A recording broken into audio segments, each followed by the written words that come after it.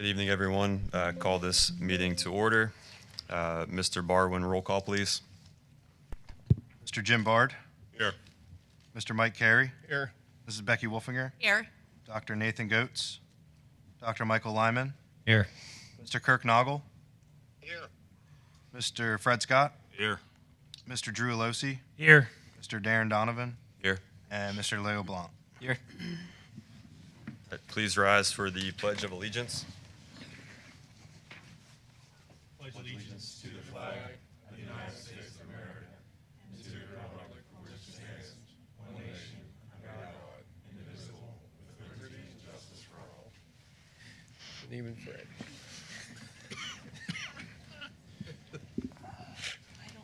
As we begin our deliberation this evening, let us once again be reminded of our duty to represent all the children of this school community, regardless of age, sex, race, or creed, and regardless of need or ability. This meeting is being live streamed and uploaded to the district's YouTube channel. May we now have a moment of silence to reflect on our thoughts, plans, and actions on behalf of the students in the Shippensburg Area School District, and also a moment of silence for Sharon L. Bear, a 1974 graduate of the Shippensburg Area Senior High School, and Ariel Willever, a student at the Shippensburg Area Senior High School.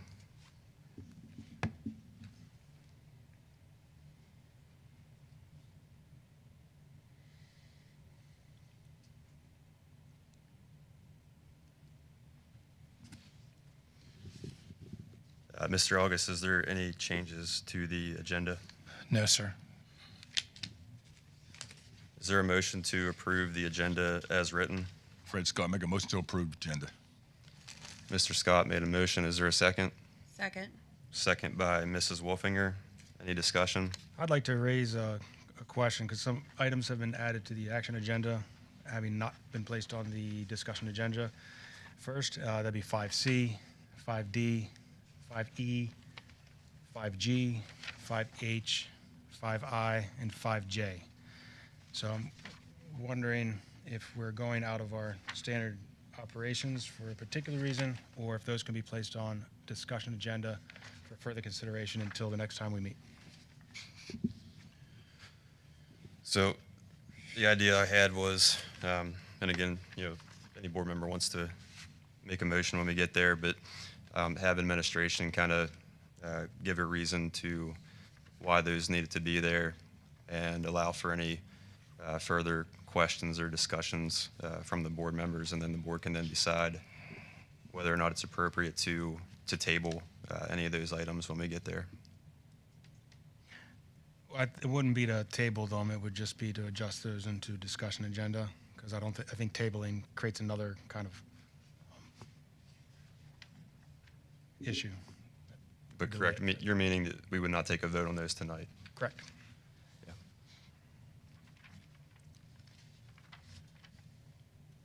Are we okay with waiting until we get to that portion of the agenda? The agenda So, would, I mean, is there a motion, I guess, is my question? yeah, you'd have to make a motion, Drew, to move them to discussion. I would make a motion to move those items to the discussion agenda. Can you repeat them, Mr. Alosi? Sure, it's 5C, 5D, 5E, 5G, 5H, 5I, 5J. Second. All right, so there's a motion made by Mr. Alosi and a second by Mrs. Wolfinger to move items 5C, 5D, 5E, 5G, 5H, 5I, and 5J to the discussion agenda, taking them from the action agenda this evening. The roll call vote on that Can we have some discussion first? discussion. Is there, like, sometimes we do put things right to the action agenda because there's some timeliness involved or something like that? Correct, Dr. Lyman. There is no requirement that something be on a discussion and an action agenda. It is good practice. Some of these are time sensitive, and some have been move forward by committees. Some will, if moved, will increase costs for the district for reasons outside of our ability to get it on a discussion agenda first. So, I mean, I think, Dr. Stevens, can you talk about 5G and 5H and why it makes what would happen if it moved, and what would happen if timelines were missed on those? It's fiction live stream. I don't know which ones they are. I don't know. Oh, sorry, 5G is replacement Chromebooks. The vendor sent us a thing, and the vendor shared with us, and it's been pretty industry standard right now. Thanks to the demand for these data centers and AI, there's a memory shortage and there's a chip shortage. And our vendor warned us. They were told by their provider, starting March 1st, expect a 5 to 30% increase. And the companies are, the chip companies they make more money on the high-end stuff for the data centers, so they're limiting how much production they're making for the Chromebooks. So they're looking at an 18 to 22 week lead time. And what would happen? So increase in cost if that one is moved. So will we miss any deadlines? Like what will happen if the board doesn't approve tonight? I'm trying to think, we're 22 weeks. That puts us right around the beginning of school. If there's any other delays, we might not have the new devices for the beginning of school. We wouldn't have time to set them up.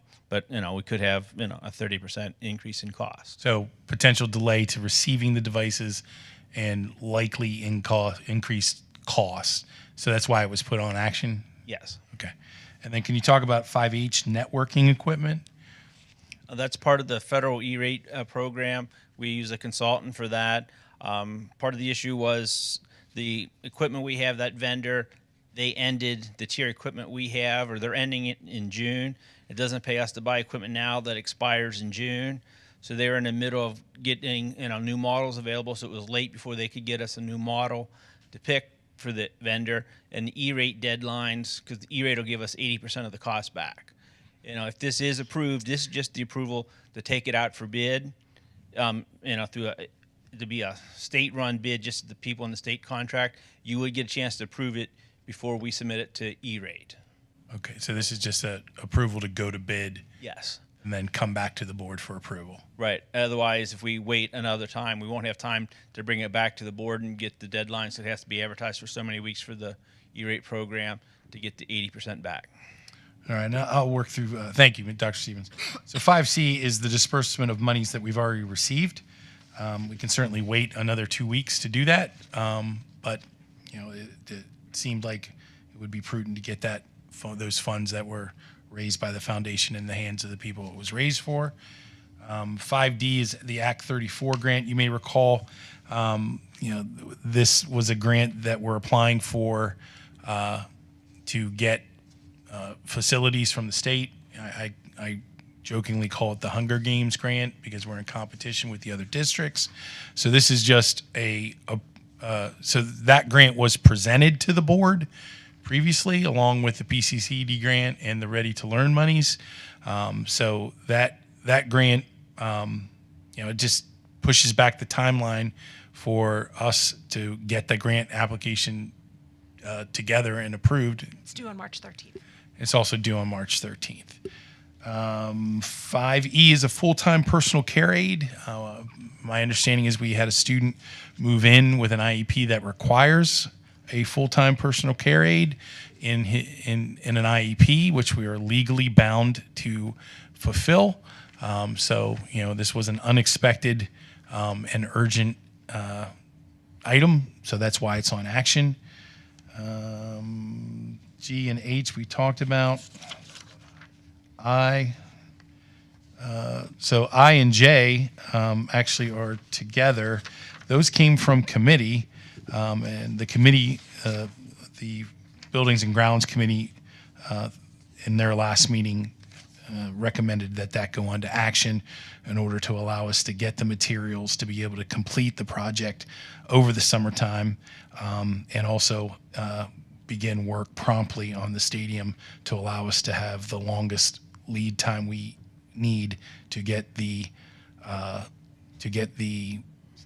parking required to play football at the stadium. So I and J are things that have been talked about in committee for quite some time, and J, frankly, has been something that board members have been pushing me to get on the agenda. I don't think any of it is new news, and these things have been shared with the board. The risk of I and J just means that we don't have the materials and we can't complete the work over the summer. So. I would say especially for the gym work, Tim Drawball wants to schedule that in June, and so we need enough time to make sure that the contractors can get the materials and get it on their calendar for June, because if it stretches all summer long, it's going to cause problems with facilities usage of those buildings over the summer already.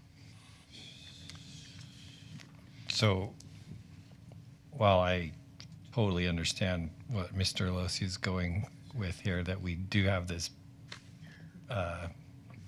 tradition, policy, maybe not quite a policy, to put things on discussion before they go on agenda or before they go on action.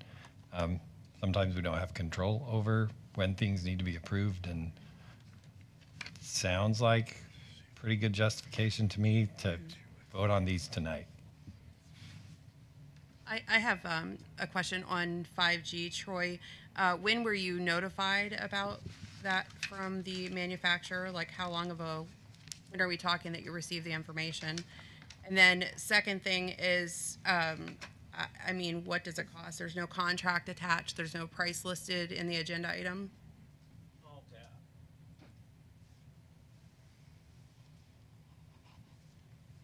I didn't realize that the quote wasn't attached to the agenda. I would have to grab my laptop to pull up the quote for that. Just a few days after I got the thing, at first I was looking at just getting some spare devices. So we had them for doing the PSA and Keystone testing. You gave me that, and I'm like, hey, we're running into this issue, and I'm like, okay, well, give me the price that I need for the whole for the summer. With the shortages, it took them almost 2 weeks to get a quote from the vendor or from the manufacturer to get the pricing. And it was like the next day, after I got the message, I like, hey, can we get this on the agenda? And here's what they're saying on why they're advising us to order it now and not wait till March 1st. So just to be clear, you were going to do a much smaller order for replacements, and in that conversation, the vendor said, oh, by the way, you could have a problem with additional ones in the future. Well, even that small one, our the first small one? thing, we wanted to get 25 to replace some broken ones, and they couldn't get that. Then like, well, what about my ones? So we have them here for the PSSAs to get the one grade level a while. It's usually just like a 3-4 week turnaround. Then I was going to wait till further down the budget cycle to order the ones for the other grades. But then it's when they told me, hey, we can't guarantee that you'll even get them before the start of school if you keep waiting. Okay, thank you. I mean, in my mind, it's probably 5G is the only one that I think it still needs to go to discussion. There's no dollar amount there for us to even know what a cost is associated with it.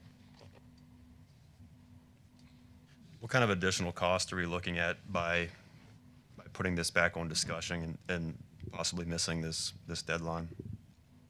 They were told to expect a 5 to 30% increase. They weren't sure what the price was going to be. I can pull up the quote. Shouldn't it still be viewable, though, for the public is my question. It needs to be viewable for the public, Yes, I didn't realize it wasn't on the agenda. right? Would that create a sunshine issue?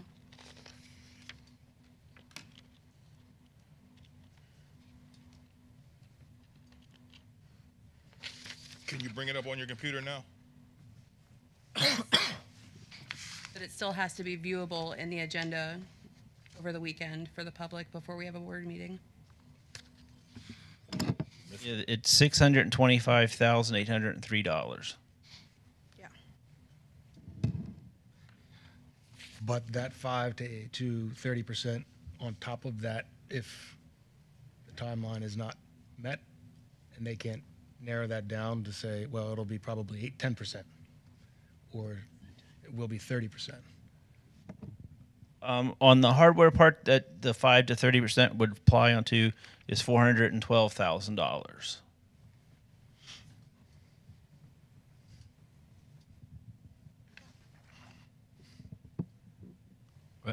What was that? That number is what? The hardware part of the cost is the warranty. Although if the price of the equipment goes up, the warranty would go up. The Google licensing and so forth. That's you have to have the Chromebook can be part of a school. So we're looking at $412,230 for the equipment. You're saying that the 412,000, there could potentially be a 5 to 30% increase on that amount. Correct. So that we're looking at an additional 20,600 up to a $123,000 increase by not passing this tonight. That's what the vendor shared with me. Mr. Donovan, is it a sunshine violation or not? So Mr. Donovan, is it a sunshine violation or not? So I'm looking at this at a number perspective. That's taxpayer money that we potentially could be wasting, whether it's sunshine law violation or not. We'd have to check with. So with my assistant not in office, I wasn't aware that the quote wasn't attached. I wish someone would have told me. Prior to the start of the meeting, I could have attached it over the weekend to meet that standard. Having said that, we can make an amendment to this number or this item to put the number on it. And I don't believe we'll be in violation of the Sunshine Act because the item is on the agenda for approval. It just needed that additional number. Just speaking for myself, I'm personally not comfortable with that not being viewed by the public over a weekend when you're talking, $500,000-$600,000 of their money not being viewable, and them able to ask questions in regards to it. And I myself would prefer to be able to look at the contract myself and read through it, as I believe is my role as a school board director. So what I would say moving forward would be the motion on the table is to move all of these to discussion. If it is really just this one item, if that's the board's intent, the vote should be, I would say, to vote that motion down and make a new motion to move this item to discussion. So just from a process standpoint. But I'm Or I can amend my motion. And I think, I'm not trying to, got you or anything like that. But I just know that there's the process where we have things on for discussion. It allows for us to talk amongst ourselves and ask questions. And so I was a little caught off guard by seeing these added to action. So the background is helpful. And I look at things like the full-time personal care assistant, and that's something that is needed, that has direct impact on a student. The PBIS grant that goes right to our elementary schools and their needs. But some of these others, I think it can wait a little. And as Assessment. as a reminder, the board, the background on all this information was shared in my weekly update. So I'm willing to amend the motion to remove 5C. 5G, sir. No, 5C, 5D, Oh, 5E. When you say remove, you mean remove from your motion? Correct. Okay. So the person or the board member who seconded my motion is willing to accept that. So you're removing 5C. C, D, E. E. Yes, I'll second that. so just for clarity, what is, can we have a positive statement of what would be moved to the discussion? What would be moved to the discussion is 5G, 5H, 5I, and 5J. Did you say G? Yes. The discussion. And so, to clarify again, that would mean, I mean, there are reasons why these were put on the action agenda, and I think those were outlined fairly well by Mr. August and others here. And there is some timeliness there, and it's potential, as Mr. Donovan was saying, taxpayer dollars being wasted on putting it off. So I understand the hesitation with the Chromebook costs, and I would hope we could find a way to deal with that today as sort of an amendment, an adjustment to the agenda or something like that, as Mr. August maybe hinted at, so that we can proceed with that without incurring these 5% to 30% costs on those. Mr. Steve, equipment. Dr. Steve, are these Chromebooks needed? Yeah, we're running very low right now. We had to buy 25 more just to keep going with what's going on. But we have the new grade of students coming in sixth grade next year that we'll need to have new devices for. At the elementary school, they're still using some pre-COVID ones. Their lifespan is, over. We need to keep, get those replaced. Where, our help tickets are constantly, these devices are failing. We need to replace devices. And just to be clear, Dr. Stevens, all PSSA testing and Keystone testing is done online on devices now. There are no books anymore. So if we don't have these devices in time for this round of We should be good for this round, year. we're okay? We should, yes. Okay. We could cost us money if we don't do it. That's what I'm looking at. That's what the vendor's saying. That's what the industry's saying right now with the big push on the AI. They're buying up all the chips.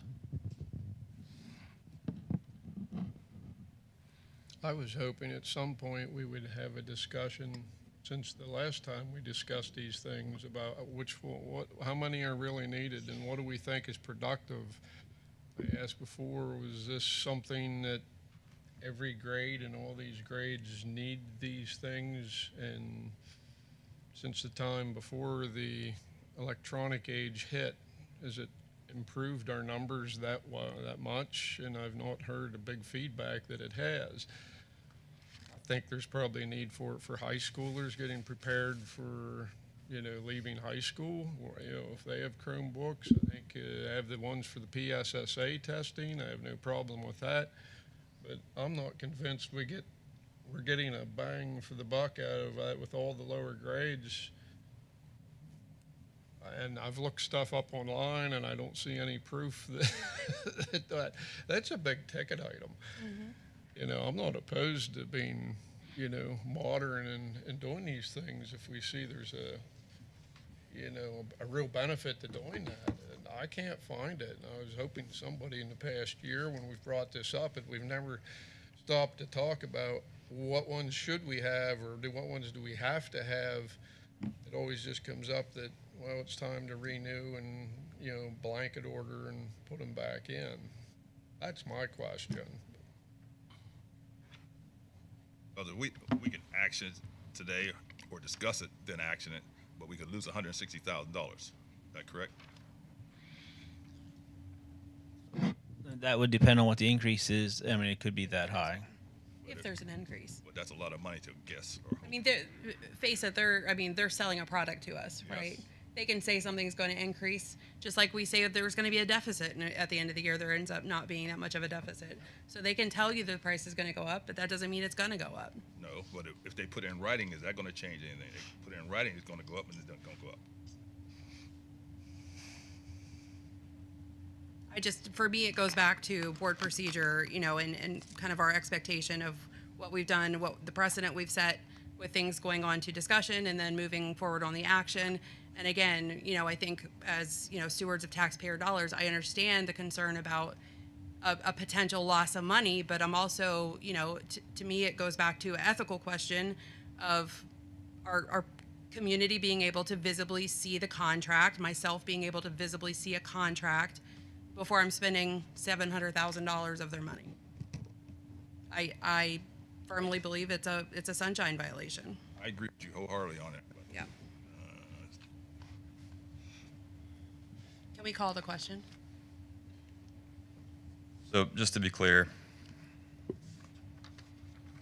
Mr. Alosi and Mrs. Wolfinger, you are willing to keep 5C, 5D, and 5E on for action? Yes. Yes. Yes. So And- then the new motion would be 5G, 5H, 5I, and 5J would move to discussion. And so to be clear, a vote no means they stay on the action agenda and we vote on them tonight. Correct. We're going to do a roll call vote, and if you say no, that means that The agenda stays as is. stays as is, meaning that 5I, J, G, H, I, and J would stay on for action. A yes vote would move items 5G, 5H, 5I, and 5J to discussion tonight. Does everybody understand that before we? Nope. Don't? No. So a no vote means we will keep the agenda as it is right now. Okay. A yes vote means we're going to be moving 5G, 5H, 5I, and 5J. Okay. We won't be voting on those tonight. Thank you. Okay. Everybody else understand clearly before we call the vote? Any further discussion? I just know 5I and 5J will really cause disruptions if not for delays in materials, definitely for gym floors. Both of those items have been talked about at facilities meetings since November of 2025, and then brought up again in January. So they've been vetted through the facilities committee that I attended a few nights, November, December, January, and the one in February. So just saying that those will cause delays, and they've been talked about and approved out of those committees. We didn't approve the flooring until last, Right, till last meeting, but it's been talked about. It's been talked all along. Right, we've been getting pricing and all that. Yeah, but it wasn't approved, the flooring wasn't approved till the last meeting. Right, and Fred, you may recall, it was approved to move to action was the direction I was given at that meeting. Is Mr. Noggle still on the phone? Mr. Noggle? I am. Any thoughts on that, Mr. Noggle, whether 5I and J need to be on action or if they are okay on discussion? We did recommend them to be moved to action.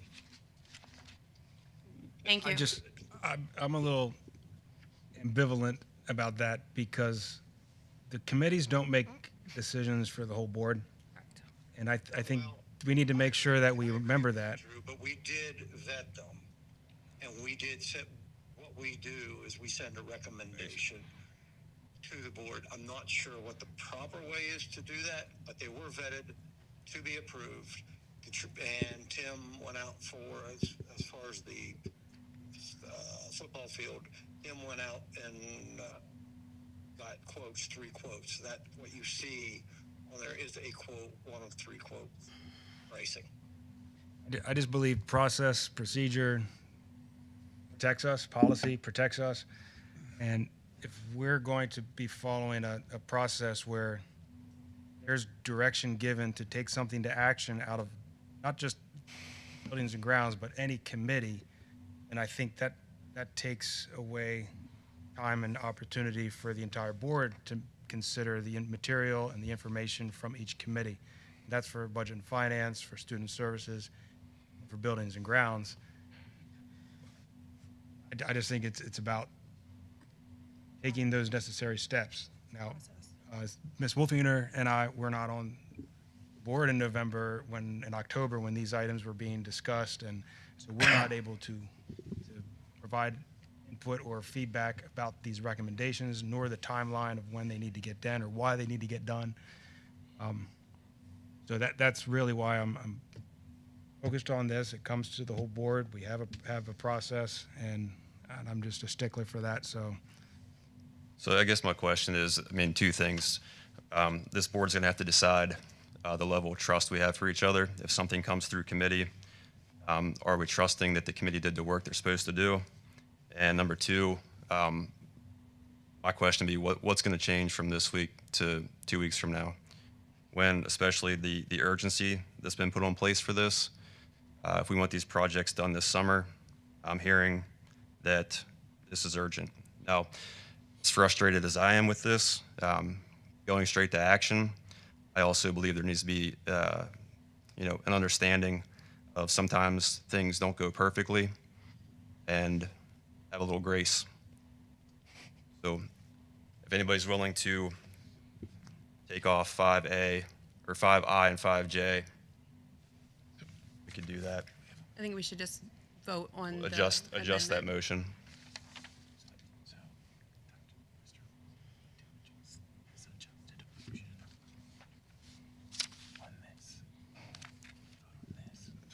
Wait, So, we're going on Mr. Losey's. I guess, Mr. Alosi, would you be willing to adjust your? I'll do adjust this. How about this? How about I withdraw my motion, and then when we get to these action items, we all vote on them? it one by one? Absolutely. That was kind of my initial plan, but, so that's the motion by Mr. Alosi. Mrs. Wolfinger, are you willing to agree to that No. amended motion? And we vote on the call, we call it a question, and we vote on the motion on the floor. So then we're now going to go back to, we're voting, we're going to do a roll call vote. And it is for, just to be clear, items 5C, 5D, 5E are going to remain on action. And then we are going to put 5G, 5H, 5I, and 5J to discussion. That's what we're going to do a roll call vote on right now. A no vote means the agenda stays as is. A yes vote moves those 4 items to discussion. Mr. Barwin, run the roll call vote, please. Mrs. Wolfinger, I am so confused right now. I believe I'm voting yes, that I want the amendment to stay as yes. Yes. Dr. Goetz is absent. It's no. No means it keeps pat. No means Yes. it stays Yes means- as is. Yes, Yes means means- you're willing to move the first portion. No, So no to be- vote, The other a one. no vote says it stays as is. A yes vote moves those 4 items to discussion, meaning we discussion. will not vote on those items. Correct, yes. So it is a yes. Yes. If you want it as is, you say no. If you want to change it, it's a yes vote. I'll say it again. Yes. Dr. Goetz is absent. Dr. Lyman, Make sure. No. Mr. Noggle, Yes. Mr. Scott, Number one, I'm confused. But number two, I've been waiting for us to follow the rules on the, have discussions about things before we do things. I don't like it. At this point, not having that discussion, but I can't have it both ways. So I guess I'm a yes.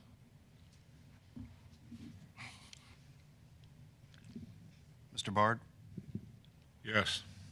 Mr. Carey, Yes. Mr. Alosi, No. Mr. Donovan.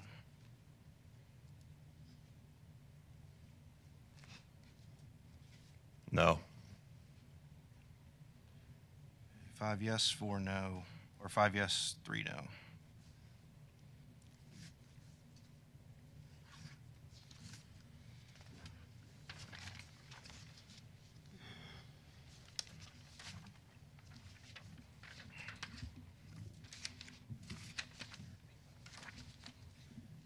All right, so items 5G, 5H, 5I, and 5J will now be moved to discussion.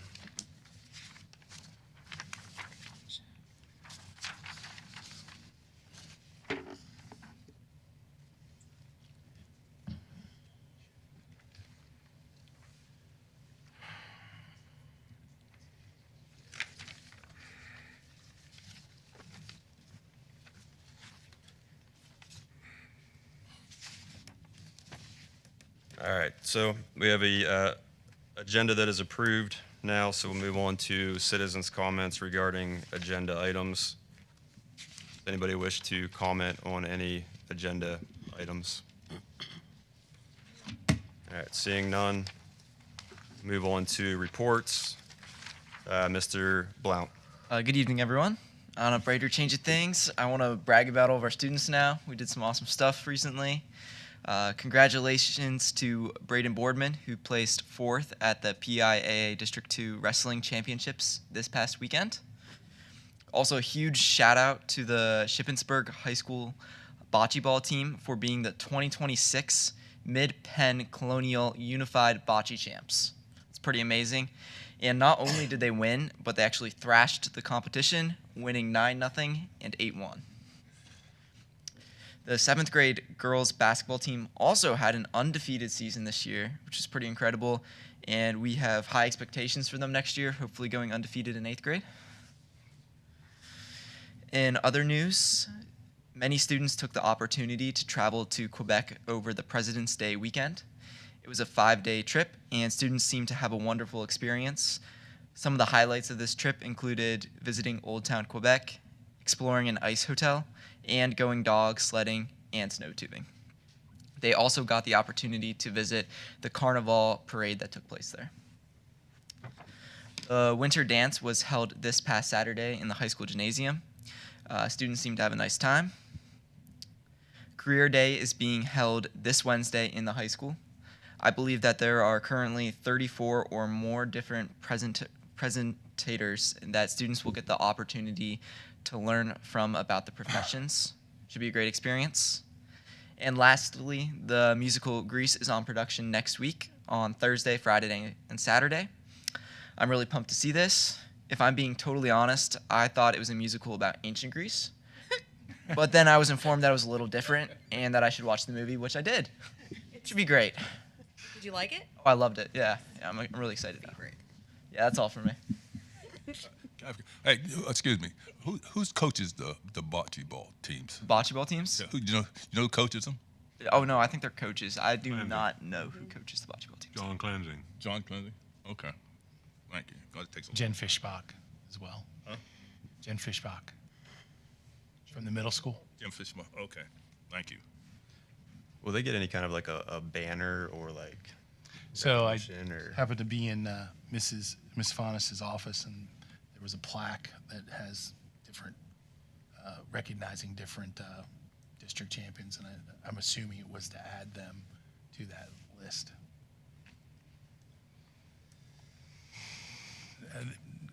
They have another playoff game coming up. Oh, the bocce ball team? Yeah. Yeah, they have states coming up next week, I think. And for the record, they lost to Greencastle on the final roll during the regular season and then shut them out in the playoffs. So it was particularly gratifying. Some revenge right there. Yeah. All right, thank you, sir. No disrespect to Greencastle. They were an excellent team. I saw the reporter reach for his pen. I just don't want to create any controversies or bulletin board material. All right, so next up, we have the Buildings and Grounds Committee update. Mr. Nagle, are you able to give an update on that committee? Go ahead, Bill. It's kind of hard for me to hear. So the attachment, if you can pull it up.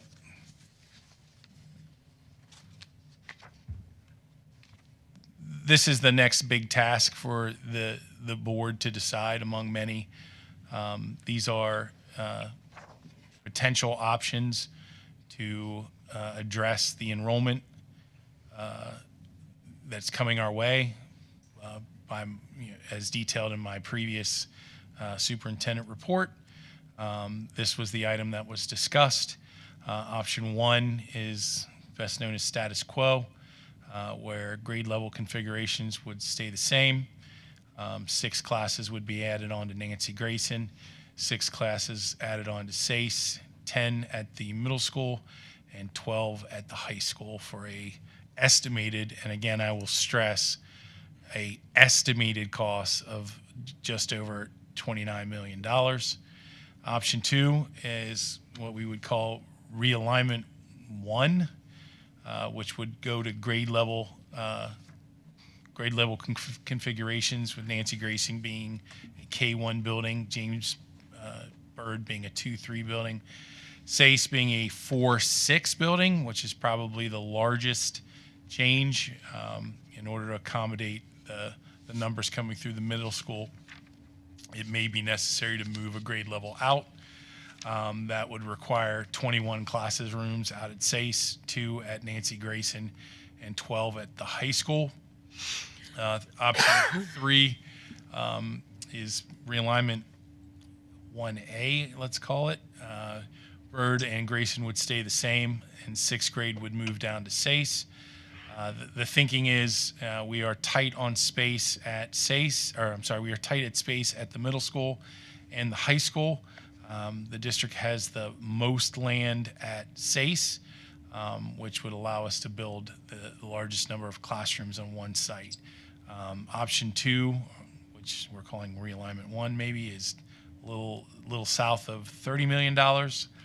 And option 3, realignment 1A, is $33 million. So this is the decision. A lane will be needed to be picked by the board as far as what direction the district needs to go and what elements of these particular options would be prioritized. So that's where the majority and bulk of the time in that committee was spent discussing this. So that's where we are. If I recall, we had some conversation in Budget and Finance Committee about this, just being introduced to the numbers as far as cost. The option 1, if you could scroll up there, please. So option 1, by the looks of it, where I might be a little confused is with the disparity of population between Nancy Grayson and James Byrd. There's an additional classrooms of 6 classrooms added to Nancy Grayson and 0 to James Byrd. Historically, there's been a line which has identified where students go between the 2 elementary schools, and every so many years that line is adjusted. So is there a reason that option would not be looked at and then adding 3 classrooms at each building versus only adding 6 classrooms at one building, further locking in kind of a structure of where that line of sending district is? So this was put forth from EI Associates based on the enrollment data that I presented. This was their best guess at what made the most sense. Moving in a boundary line is possible. The unknown is that we no longer have parity in growth at the 2 buildings, so we may have to continue to adjust lines. To answer your question, Mr. Losi, I think it is about not having to adjust lines often and trying to do a more permanent solution. Another question is down in option 3. That resembles option 1 with a K-3 model of both elementary schools. However, these are just 3 identified options by EI. Another option of each elementary being K-2 and moving 3rd grade to SACE, which had been identified earlier in maybe 2021, 22 timeframe. That option is not on here as a possible solution, which I think would result in having to adjust the size of the middle school by maybe keeping 6th grade there. Is there an option that can be investigated that could accommodate that kind of situation? Sure. If you could send me like what the exact scenario is, I can get it to EI, have them run those.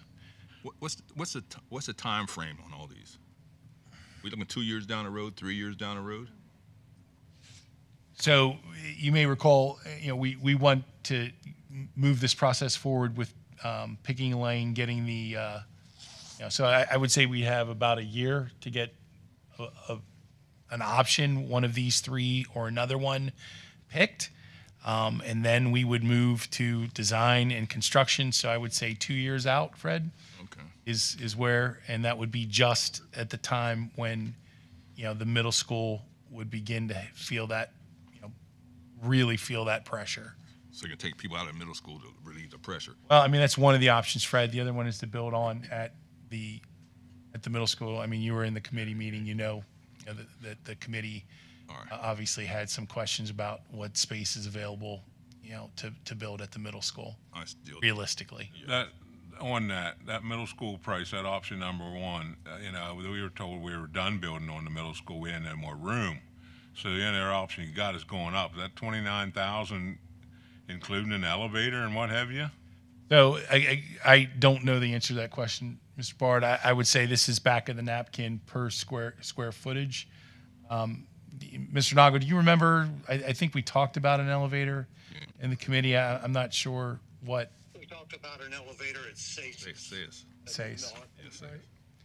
Not middle school, because of our limited growth ability up at the middle school. Yeah, and I get a little nervous when we throw out numbers because then they become anchors for people, and then people are like, I don't want the board.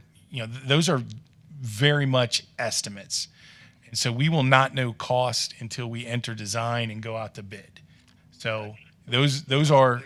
The price we were using for just estimation only is $475 a square foot, based on the square footage that is derived from the amount of kids that we get from Power School. There's a lot of work that needs to go into this to define where we're headed. I have another question. We as a board, for me, before I do anything, I would hope that we're going to have public discussion about this. Have the public come in and get their input on what we're going to do.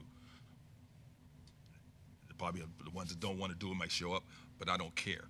I think that's our obligation to make sure people get an opportunity to speak about their money. So I hope that is the intention of this board, to have a public discussion about this before we go anywhere or do anything.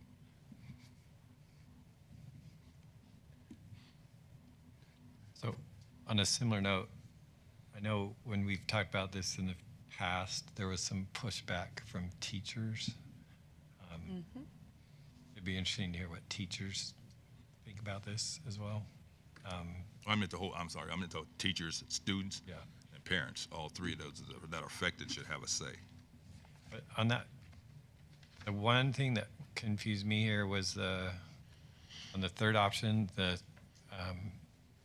where the 6 is in parentheses. Does that mean we would lose? We would capture those rooms back. So those rooms could, by moving 6th grade out in that scenario, there would be empty classroom spaces that we could use for other purposes. So they wouldn't be empty. We would find a use for them, is Right. what I'm saying, right? Okay, so it frees up some space at the middle school for things that aren't necessarily classrooms. Is that? I mean, I think that becomes an getting too far interesting into the weeds question. too early? Well, I mean, I think it's an interesting question what we could put there. Ideally, could we move, other programs there that would free space up at the other elementary? So, I mean, it's down the line, but it is an interesting question, and that gives at least some ability to ask it, because we would have capacity there. Quick question. Is there any thought, I know when we did the budget and finance meeting, the committee meeting, it was brought up, like Bill, you had mentioned that moving 6 backward changes the special structure when you move them into the intermediate school. And I was thinking about that.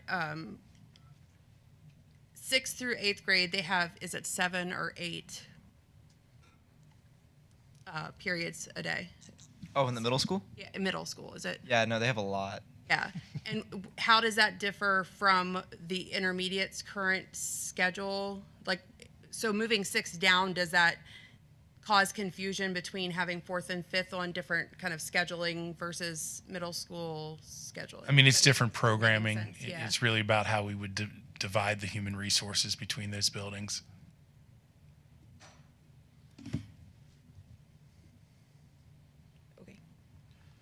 Okay. Quick note, so back to option one, there was some discussion around adding one to the middle school, and I think somebody had alluded to the fact that we pretty much have to go second story, and there was discussion of an elevator at the middle school, and they threw out a rough number of $150,000 additional dollars for that elevator, just a rough estimate. I guess the board's going to have to determine what we want to do here as far as next steps. As far as giving the Buildings and Grounds Committee further direction on what questions or information they would like that committee to gather. Do we want to take this into the public, doing some kind of a town hall session or some kind of a public poll? I don't know, any suggestions on next steps here? Well, I think, Mr. Scott, you alluded to the fact of having public input, and then Mr. Lyman, teacher input. So parents, teachers coming to us. But even as far as this whole project isn't solely within the realm of just one committee, I think that outlines the physical construction of a concept of how these grades would be aligned and what is best serving the students, what's best serving the academic delivery to those students. In 2023, and actually 2 years ago from this meeting, February 27th, 2023, there was an option 3, which was called third grade realignment, and that had no addition on James Byrd or Nancy Grayson, and then it would add, at this point, 20 classrooms to SACE. There wasn't a discussion there that showed anything at the middle school, but possibly if I forward this on to the Buildings and Grounds Committee and administration, kind of dust it off and look at what had already been paid for as far as a study, take a look at this, and then also seek input on this other option, which at least on this spreadsheet in front of us, it could become an option 4. And then that option would not require any kind of realignment of K in one building and 2 and 3 in another building, because I think there's much to be said about consistency and continuity of adult relationships and building of those relationships with peers over time. So I would like to forward this and see that we look at an option 4. But that said, I also would take into account what's occurring tonight with items being added to the action agenda, that as much as we will be talking about this here, but then also with the committee work that's going to be done, which I fully trust that we would have that item end up on a discussion agenda before we do take action 2 weeks later. We did talk about in the beginning of this in our discussions over the past year was that option that you're talking about was 30 moving to the intermediate schools, whether there's realignment or not, 3 moving to the intermediate schools to relieve pressure because they do have the best ability to gain. Mm-hmm. And that still could be that it became that bubble, so to speak, that was coming up through, that was hitting the middle school. We thought more urgent that 6th grade moving down out of there would alleviate the problem we had to build at the middle school to compensate for that. And then at some point, if it reverses back, we can then move 6th grade back up if the room opens up, and then 30 move back in. That was the benefit of looking at putting at the middle, at the intermediate schools. It did give you the flexibility to go up or down. So you had to answer what you're talking about. Not out of question, for discussion. I would just chime in to Mr. Scott's point, Mr. Losey's point, that other districts who have undertaken such a huge question, they formed working groups to analyze different options and come up with pros and cons for each and try to come with a recommendation. So that is one process that districts have followed. I mean, obviously the board can choose whatever process they want to make this decision. Yeah, and we do have board meetings that are public, and people can come to them and say and say stuff. If we want to do more than that, I suppose we could, but this is why we have public board meetings. I remember being on early in my first term, and the topic of realignment came up, and there was different discussions. And you might remember the before and after cafe, and I met with students there along with board member Herb Cassidy, and we talked to parents about their thoughts, and we had those meetings. Those were in addition to the public forum like this, but it still gave us insight directly from parents. We met with teachers, but I remember there was a groundswell of support to keep the structures the way they were, and I think, as we look around at different school districts and what they do, that's them. I think we need to look at what we do, what is best for our students, what's best for our children. And we also, as we look to add on to these elementary schools, we keep in mind that the Head Start program had been moved out to make room for the growth. Maybe we invite them back into their home and have Head Start be a part of our education community. All I know is the first build on the junior high, on the first full, that was supposed to provide more room. Then we add on to the junior high now.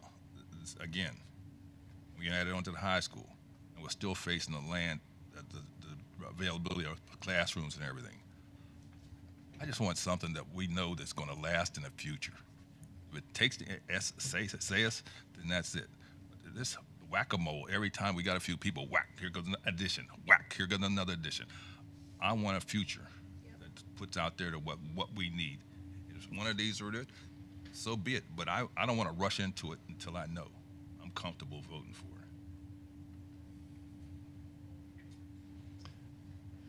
it. I'm going to channel Nathan Goetz again and remind us that a district that's building things is a district that's vibrant and growing. And if we're not building things, then something is wrong. It's like he's here tonight. I know. Thank you, Dr. Goetz. Stand in, Dr. Lyman. As much as I do not enjoy being on a board that's trying to manage a bunch of construction, is a sign of growth and progress. Is any other, so that it's really a committee report. Any other committee members have anything to add from that committee?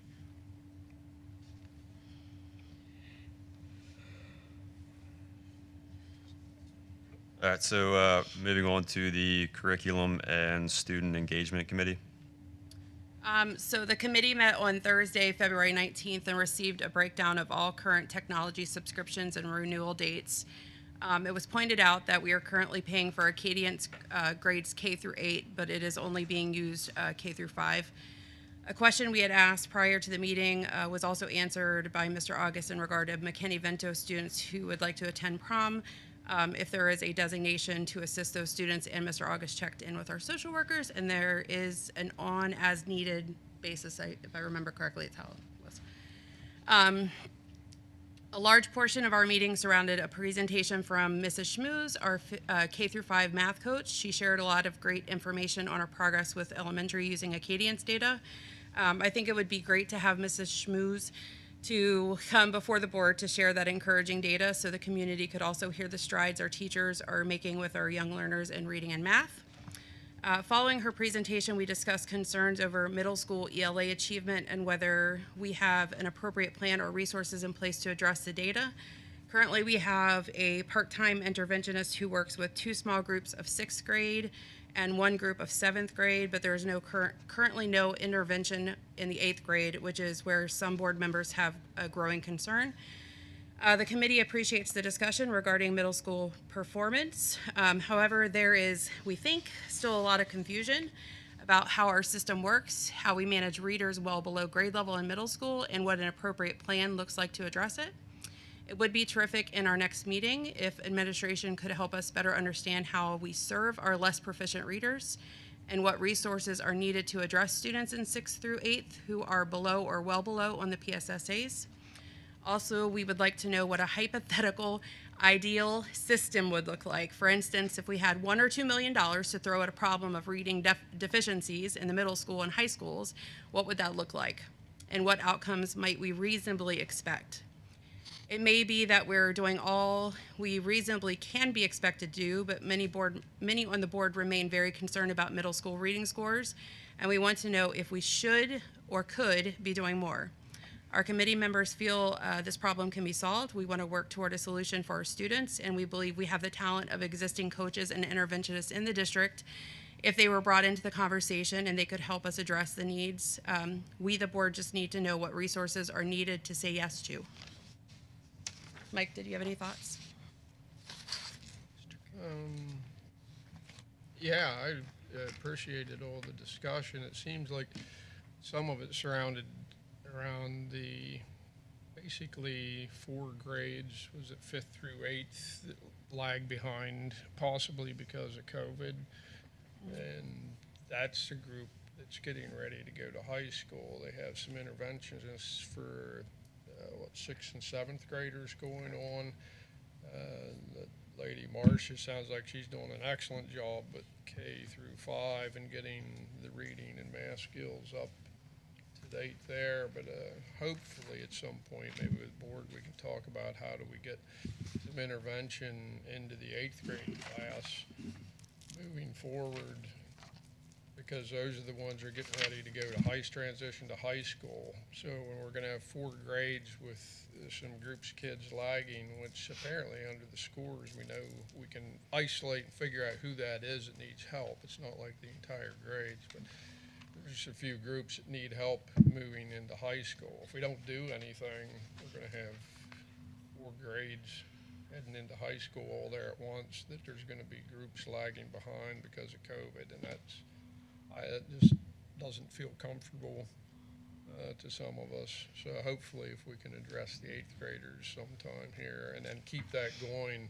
till the K through 5ers that are coming up through meet, and we can move back, working from 8th grade back and meet and get that taken care of. And then hopefully moving on, past that, it seems in pretty good shape. That's the thoughts coming out of that meeting. But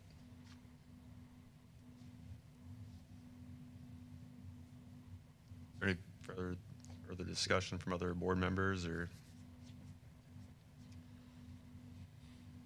I guess would a good question be for admin? Like, is there any kind of a plan in place to address any of this, or what can we as a board do to support this? And But it sounded like what Ms. Wolfinger was asking for was a dream, ideal. What? Help me. Oh, right? Sure. Well, I mean, we don't know how to help solve a problem if we don't know what resources are needed, and I think that's kind of where we're at. If we can, maneuver some things around, or wiggle some things here or there, and maybe my concern, I think, and Mike's concern is that we're almost through the 8th grade, like this year is almost over, right? And so we can look at PSSA data. We kind of can, narrow down who is below average and well below average. You can identify those kids. We're paying for a program, the Acadians programming, and even if you only took 8th graders this year, could you run the Acadians program with those students that are identified below or well below? Narrow down that list, and maybe we can't put the intervention in right now. Maybe we could put it in when they hit 9th grade, and think outside of the box a little. I think, maybe it's never been done, but that doesn't mean we can't do it. I personally, I can't see kids that are going to walk a stage and not be able to read, or they're reading at a 6th grade level as a 12th grader. Like, I can't. I agree. I can't do it. And I feel like that's our role. Our role is to find a way to do it.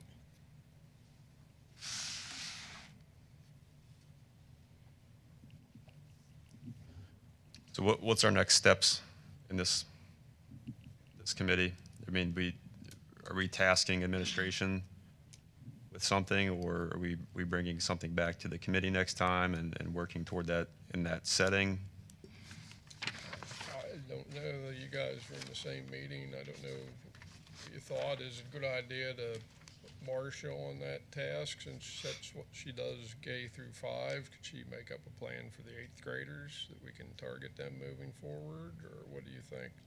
I think it would be most appropriate to work with the middle school administration to come up with a plan. Okay. Mrs. Schmooze is K to 5 math, and we're talking about 6 to 8 ELA, so I think it would be more appropriate to work with the middle school administration to create a plan.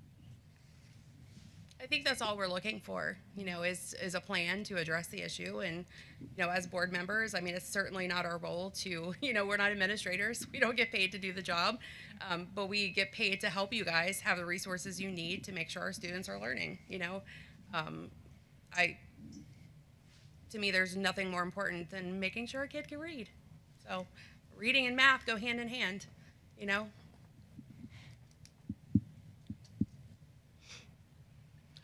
All right, any further discussion, comments, questions? All right, moving on to the superintendent's report. No report this week.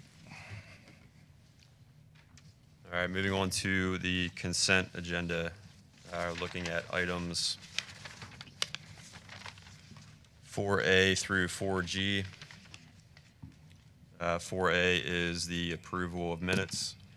4B is finance. 4C is the 26 prom. 4D is the 26-27 school calendar. 4E is the Nucella renewal agreement for the 26-27 school year at a cost of just shy of $18,000. Will be paid out of the technology budget.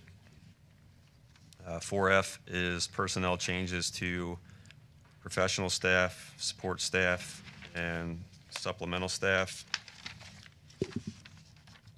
And 4G is personnel changes to administration staff. Would any board member like to take any item A through G separately? 4G.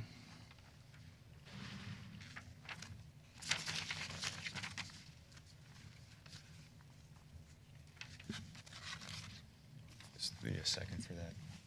Is there a second? Mr. Alosi made a motion to take item 4G separately. Is there a second for that? Brett Scott seconds. Mr. Scott made a second. Vote on that. Sure. Roll call vote? Yeah, I don't think you need a second. You don't need a second for that? You just vote on 4A through 4F. I gotcha. Okay. Yep. All right, so is there a motion to approve items 4A through 4F? So moved. Motion by Mr. Alosi, second by Mr. Carey. Discussion? All in favor? Aye. Any opposed? All right, so then moving on to 4G. Is there a motion to approve 4G? Motion to approve. Motion by Mrs. Wolfinger. Is there a second? Second. Second by Mr. Carey. Discussion? Yes, I would want to raise attention to the discussion agenda being the transportation contract. Transportation coordinator, that's a resignation. And I wanted to see if it's possible that we take a look at the contract, see if there's some efficiencies in that contract that they could absorb some of the workload and then reduce the transportation department from 3 people to 2 as a way to shave off some savings to accommodate some of the other personnel needs in the district.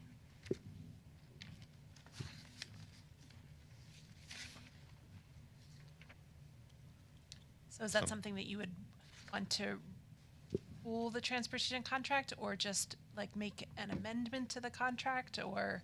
If it can be worked in somehow, like what exactly is the work that our transportation department is doing now with 2.5 people? What would it look like with 1.5 people or 2 people with some of the work going to the transportation companies? just trying to find some possible savings that can go towards the personnel costs for people that are in the classrooms. And certainly, I think that's a future issue. This is just the acceptance of the resignation. So, I mean, I think, Yeah, it just drew my attention because that's at the same time that the contract's being approved. That's the only reason why I'm bringing it up. Otherwise, I would have waited. But just seeing that it's on for the discussion today as far as the transportation contract, it'll be on for action at the next meeting. Just trying to see if there's any other rework that could be done. I don't know if there's others on the board that feel the same way, but it just caught my attention. We can talk more about that when we get to the discussion agenda for that item.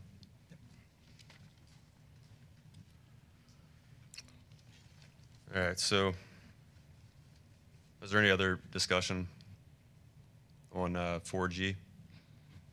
I would just like to congratulate Dr. Lee and thank Mr. Bybee for his service to the district. All in favor? Aye. Aye. Any opposed? All right, moving on to the action agenda. We have item 5A, the SAMS PBIS Interactive Dance.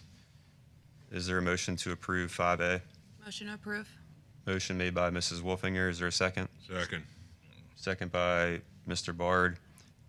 Discussion? All in favor? Aye. Aye. Any opposed? 5B is the high school welding club. It's the formation of this new club. Is there a motion to approve Move to 5? approve. Second.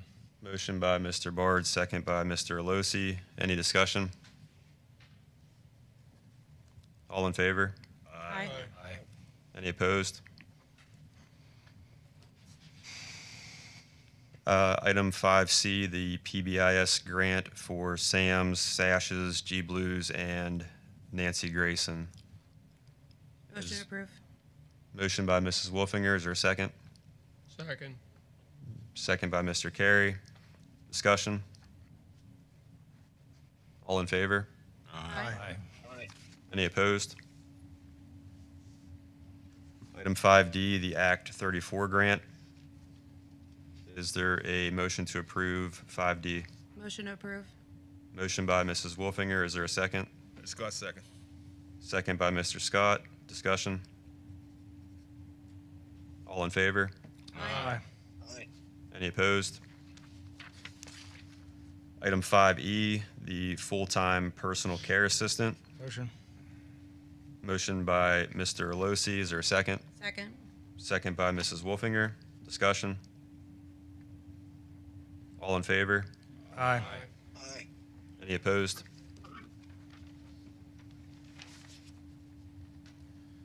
Item 5F, the GASB 75 valuation of post-employment benefits. Is there a motion for 5F? Motion to approve. Motion by Mrs. Wolfinger, second. Red Scott, seconds. Second by Mr. Scott. Discussion? All in favor? Aye. Any opposed?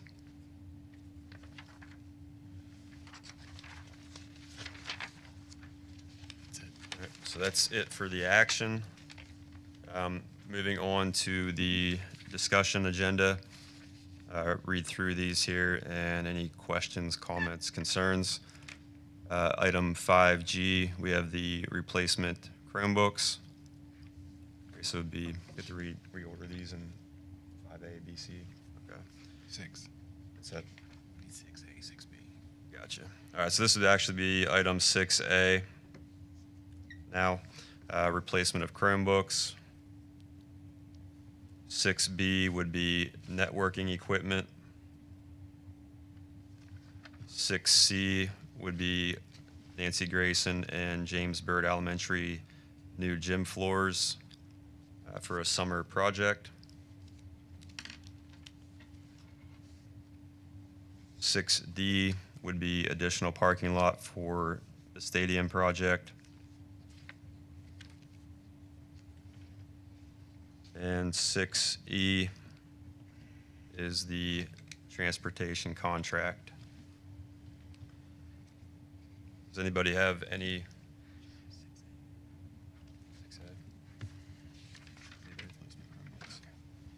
Anybody have any questions, comments, concerns on anything from 6A to 6E? I think go ahead. I hate to bring it up again, but I'm concerned about the loss of potential funds if we don't approve the gym floors and the stadium project, the stadium parking. I guess I'd like to hear from Mr. Noggle maybe, or someone on the facilities committee to give me assurance that we aren't going to be facing a financial problem if we don't act tonight. I trust Mr. Noggle, if he can tell me that we'll be okay, then I'll shut up.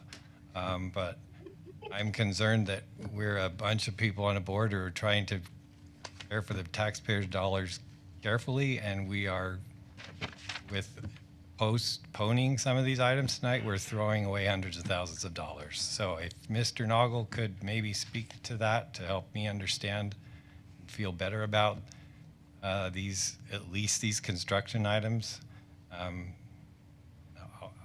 I'll be quiet. Are you talking about 5I and, well, what used to be 5I and 5J, the James Bird and Nancy Grayson flooring and the parking lot? Yes. Well, we do have to get them on board as soon as possible. And I still think we're going to be fine with those if they go to approval the next meeting. The Jamesburg flooring, we've already got them priced out. They've already been, quotes have already been received. And the same thing goes with the parking area. I think we'll still be okay. I don't know what the proper procedure is for facilities to bring something forth or how to make a recommendation. So I want to make sure before next meeting we get that clarified, how a committee is to bring something properly forward. So, but as far as getting those projects done, I'm pretty sure we're going to be okay on that without any problem. Mr. Barwin, could you also speak to the same issue? Yeah. I know talking with Mr. Drawball that the gym floors are a specific type of material, specific type of wood that's going down. And the vendor has said that, needs to get ordered as soon as possible to get the materials here. Problem with the gym floors too is he only has a certain time frame that he can get those gym floors done because there's so many events that go on in the summer with just the summer programmings at these schools. That's just speaking with him. I don't know if delaying 2 weeks will put a big damper. I know it takes a month for them. They need to be in there a month to get these floors down. So, looking at the contracts that are attached, I think we're already past the bid's already expired anyway. The date of the contract is the 5th, and it says the bid proposal is only valid for 15 days from the above date. Right, they put that on there from whenever they do the quote or bid. It's still okay. I mean, should he reach out to them and confirm that the pricing is still going to be good? It will be. I mean, he's been in contact with this guy. I mean, that's the problem we run into. We're talking about this in committee. We get these numbers, and then if we get it to discussion and action, we're 45 days out. So I agree with Kirk. There needs to be some type of different process maybe that goes from facilities to board maybe.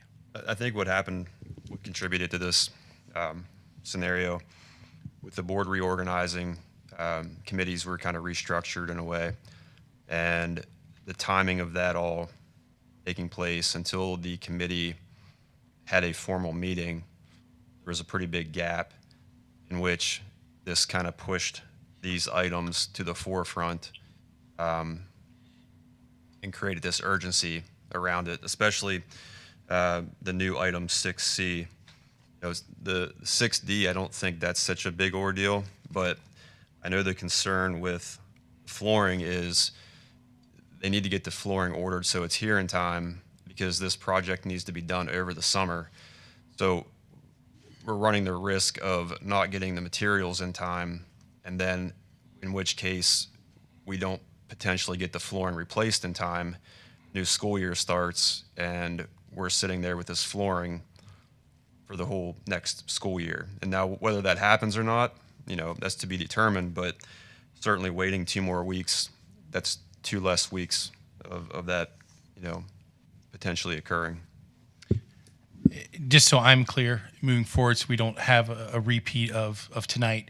So regardless of the ability to save money or timelines, we should always put items on discussion. So that's what I'm hearing, and you know, moving forward, that's what administratively I feel I'm being directed to do.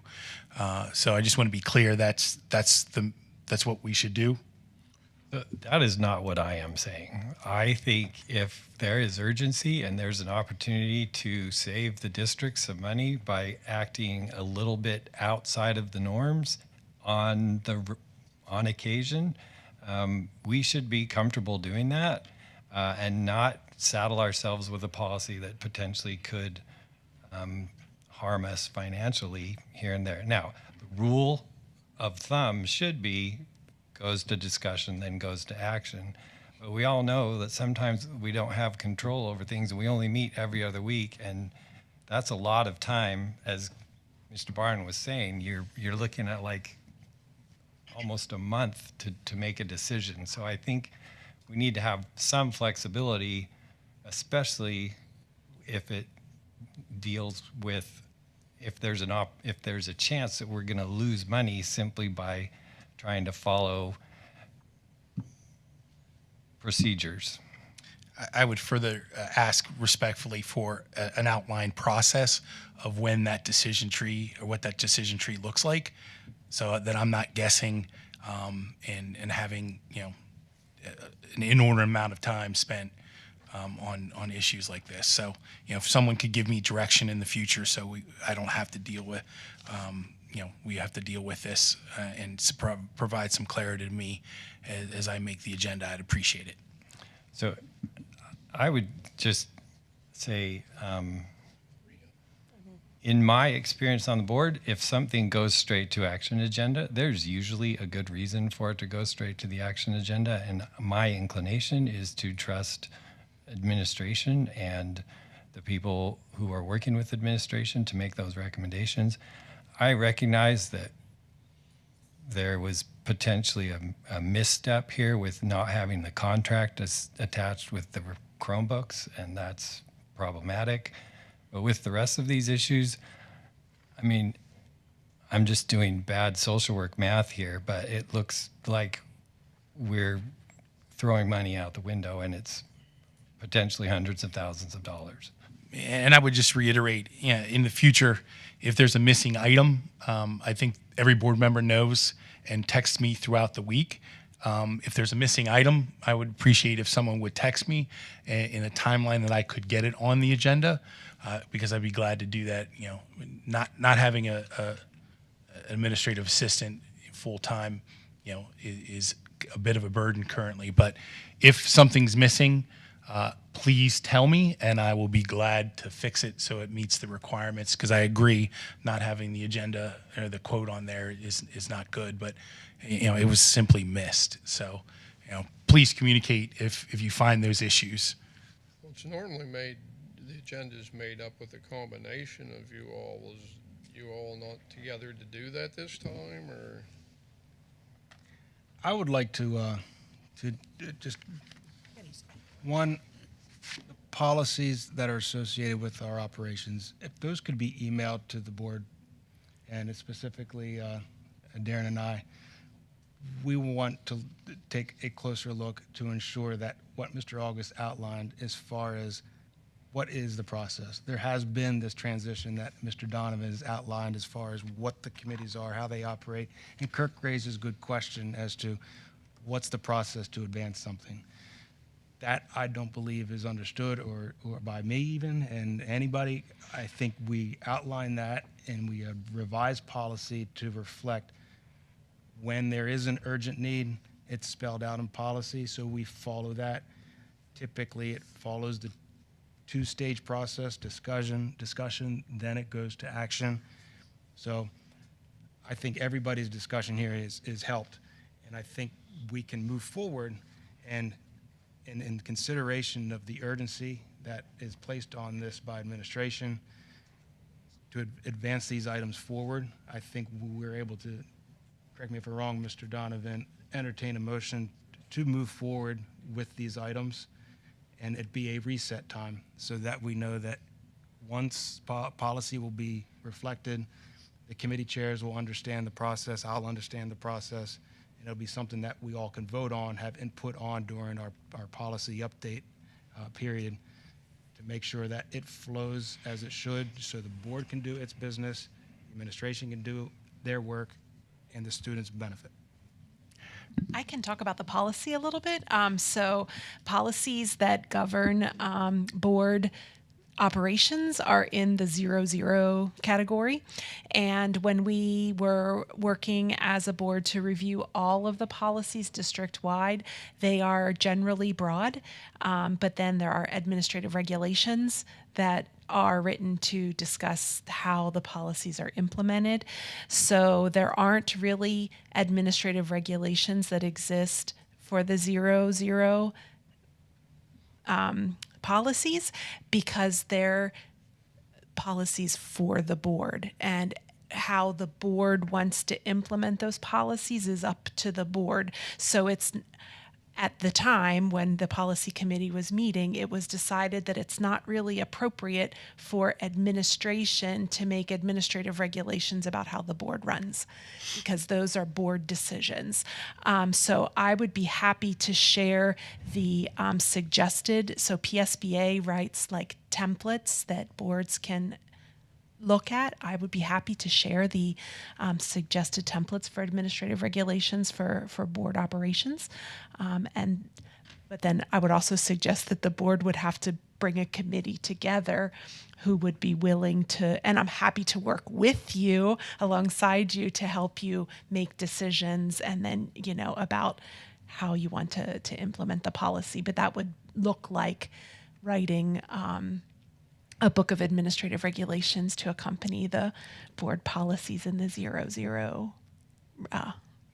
department. I don't know what to call it there, but that's what the process would be. And to follow up on Mr. Carey's question, board leadership and administration meet the Thursday before the board meeting to review the agenda, make any changes. We weren't able to meet in person. The agenda was sent as a PDF to board leadership. As a function of that conversation, I was requested to, in my update, give the rationale for where items were placed.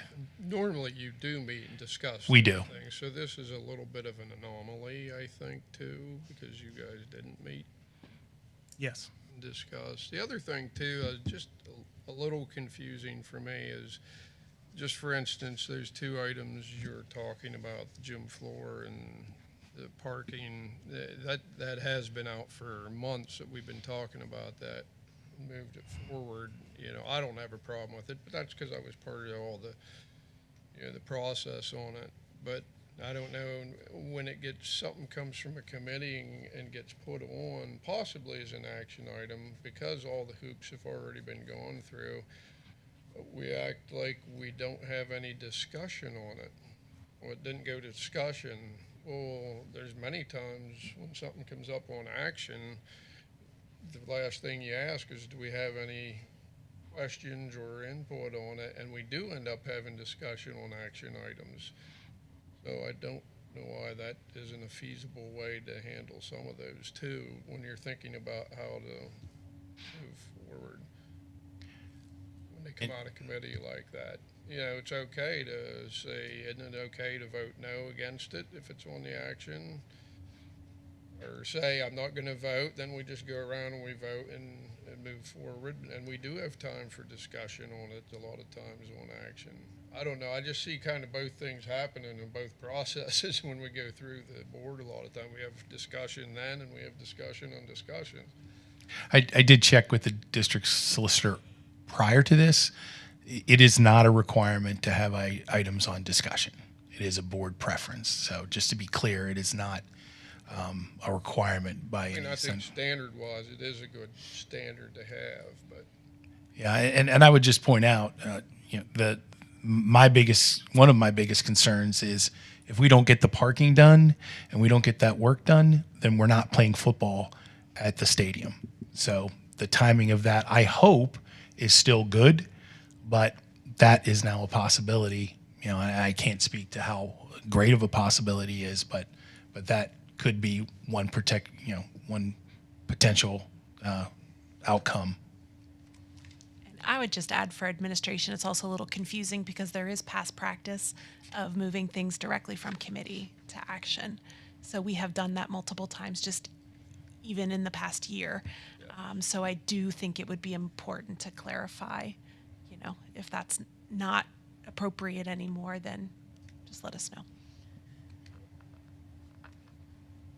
So, I'd like to add something about the construction. Part of what got us into this practice, I believe, is during construction, when there was an issue that would come up during construction, facilities was tasked with vetting over a lot of the problems and change orders. And during that, if facilities, and it's not with the floors, but in the parking area, but during that time frame, we became accustomed to sending things to action because we would get a change order, we would vet it, and then so that we could see what it was, and then we would instantaneously, we could approve it if it needed to go through, or it would delay the project, or we would make a recommendation to the board for an approval process for action. So even as we approach some of these building projects, we kind of have to keep in mind if we go through facilities first, then we have, just say we have a week or 2 weeks or whatever it'll be to get to discussion, and then we have another 2 weeks on top of that. We do get out there a good piece in trying to make some decisions, and so it was just for board leadership to understand maybe how facilities got in the habit of making a recommendation to action. thanks, Mr. Noggle. correct. Another clarifying question. In making this agenda for this week, who in board leadership attends that agenda making meeting? Is it just the president, or is it president and vice president? So, Typically. yeah, typically all three of us. So this week I was traveling out of the state, so I physically was not able to attend. Just to run this through. Can I finish the question real quickly? Sure. Yeah, go ahead. Were you able to attend, Mr. Alosi? We were emailed a copy of the agenda and discussion after that. So in my mind, if there was concern on your part that things had gone directly to the action agenda, while the agenda was being made would have been a much more appropriate time to decide that those things shouldn't be on the action agenda, where then the administration would have time to react instead of bringing it up in the full board meeting when we're left kind of collectively scrambling and administration is less confused about how to proceed in the future. So I understand, I don't want to be pointing fingers, but it sounds like this creation of the agenda this week didn't go as well as it could have, and there were some processes that weren't followed as they normally were, and if they had been followed, that we maybe wouldn't be in this situation where we're trying to change an agenda in the middle of a board meeting. So I'm going to address this. Typically, yes, we do meet Thursday before the meeting, and there's been many times, well, recently, since I've been board president, that we have bumped things back from action to discussion when I feel it's necessary. This week, again, out of state, so didn't get a chance to meet on Thursday, did get a chance to view it beforehand. Me and Mr. August did talk. When I hear that there are deadlines, regardless if I agree with how they ended up on the agenda for action, I'm not going to take sole responsibility for wasting, potentially $100,000 in taxpayer money. As far as the networking equipment goes, again, I'm hearing that's a deadline. Am I frustrated that it's on action? Absolutely. But with the flooring and the stadium extra parking, those were ran through Buildings and Grounds Committee. I trust my committees, and if they say it's urgent, it's good enough for me. So I allowed it to be on for action, and the idea that I had was to go through each one of these items separately, have plenty of time for discussion, any questions, and at that point, if the board felt necessary, we could move it to discussion, we would do so. So, I mean, I'm not going to take any blame for this. There was plenty of discussion. I made the decision I made, and whether you agree or disagree with it, that's your opinion, and I made my decision, and I'll stand by it. So I'm just going to be a pain. I would like to make a motion that we move those 4 items that were previously moved off of action back on, or off of action to a discussion, move them back onto discussion, and we vote on them individually and try to get these things done. If you don't like it that they're on there, then vote against it. There's 4 items. Yeah. All right, so there was a motion to put, Let's just say them by their names: replacement Chromebooks, networking equipment, gym floors, and the parking lot back on the action agenda. so there's a motion made by Dr. Lyman to put the replacement Chromebooks, the networking equipment, Nancy Grayson and James Byrd Elementary new gym floors, and the additional parking lot for the stadium project back on as action items, in which we will take them separately and vote on those. Is there a second for that motion? A second. that. The second by Mr. Alosi. We'll run a roll call vote for that motion. Okay. And hold on, just to be clear. So a yes vote means you are willing to put those 4 items back on for action.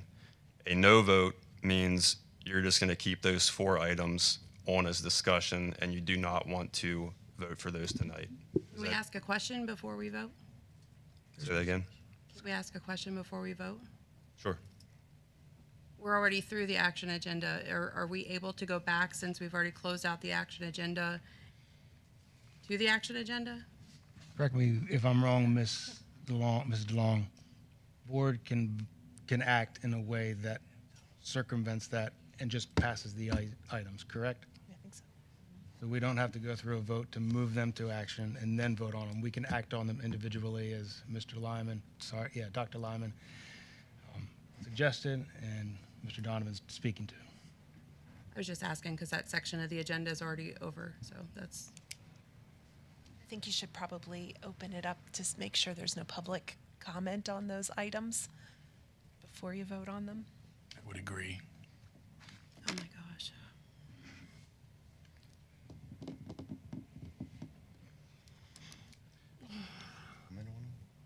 Public comment. For those 4?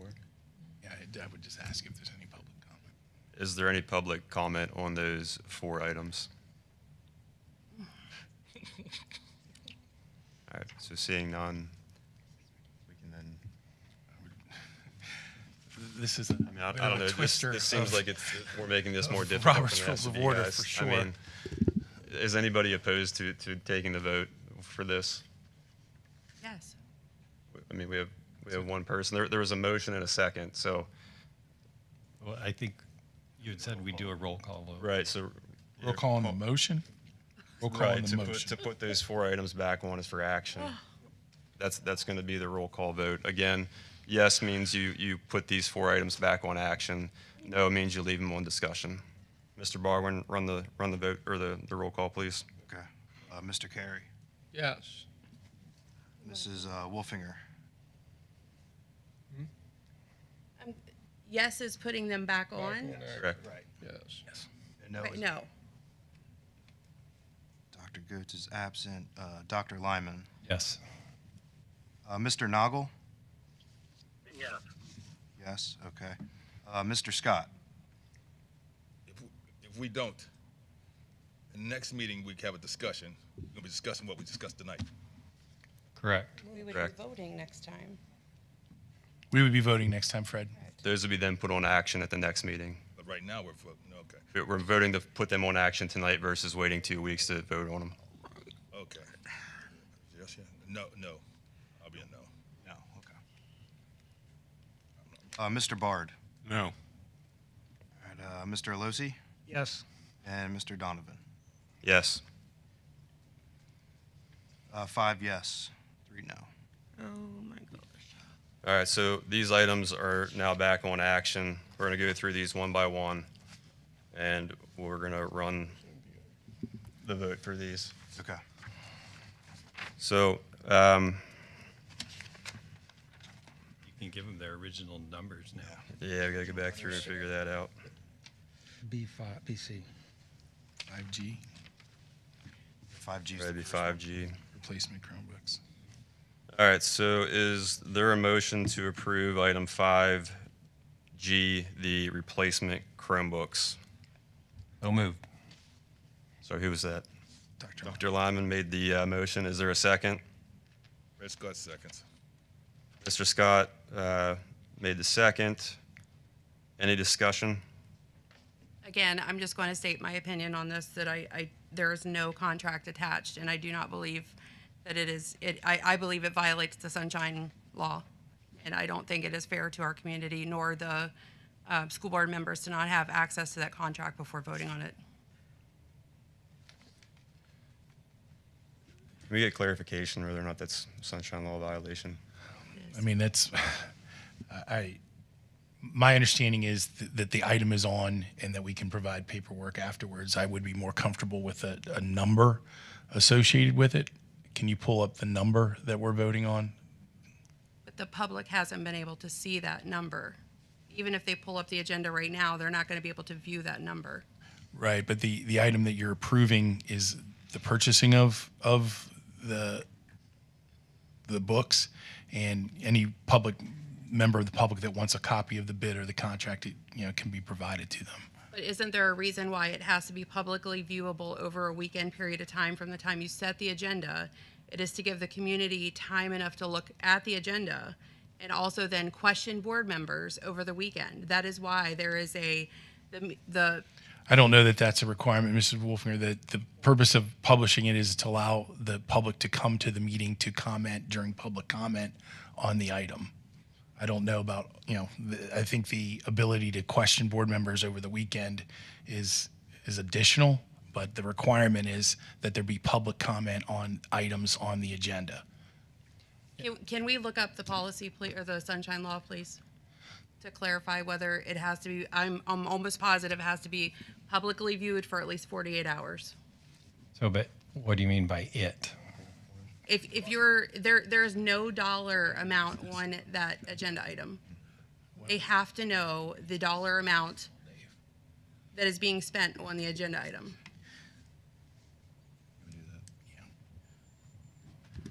All right, we're going to take a brief recess, and we'll be back to continue the meeting. Kirk.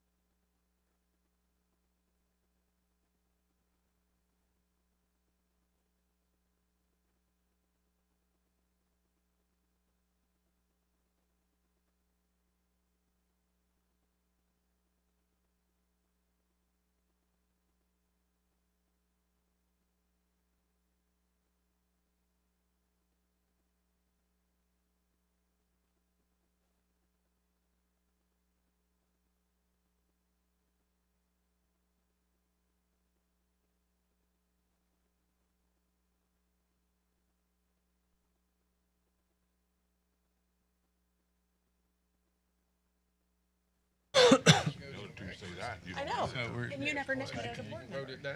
Gavel us back in. Or, you know, three Just committee and one show up, or, I mean, whatever. Walker on the phone, solicitor. We do. Have him explain what we're going to do.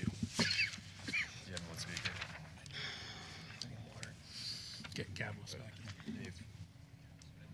We're gonna gavel back in here, okay? I'm sorry? We're gonna bring the meeting back in here, and then I'll turn it over to you to explain. Is Kirk still there? Oh, yeah. Kirk, you still there? Yeah, I'm here. Okay. All right, the meeting is back in session. Going to turn it over to our school solicitor to give an explanation of the proper procedure moving forward. Okay, good evening, everyone. Can you hear me? Yes. Yep. Okay, so it is my understanding that you had 4 items that were listed on your agenda for action this evening, that they were then moved to discussion items only, and then you had a subsequent vote to move them back into action items for this evening. That is permissible, but with amending the agenda like that, what you would need to do is, now that they are action items again, it's my recommendation that you offer public comment to anyone who may be in attendance to comment on those 4 action items before you vote on them. If there is no public comment, and once it's been offered and reflected in your minutes, you may then take action on those items this evening. And then the only thing that you would need to do to be compliant with the Sunshine Act requirements on the 24-hour agenda posting is to make sure that by the close of business tomorrow, the district posts any amendments to the agenda from this evening on its website and at its place of the public meeting tonight. Other than that, you are free to move forward with this. Thank you. Do you want to do the follow-up question? Money I amount think that's the wasn't there. problem. I think the problem is the Chromebook, because we didn't post the contract. Right. Mr. Walker's going to address that as well. Dave, can you address the attachment not being there as well? $4 amount. Sure, yeah. So there's nothing within the Sunshine Act that requires specific contracts to be attached to agendas. What is required is that there's enough information given to allow the public a reasonable opportunity to understand what is before the board for action and to allow them to comment on that. Many districts that we work with may not post contracts or specific numbers, but if it is listed with sufficient specificity that the public understands that it was voting on Chromebooks tonight, I believe you're in compliance with the Sunshine Act requirements and you can move forward with that.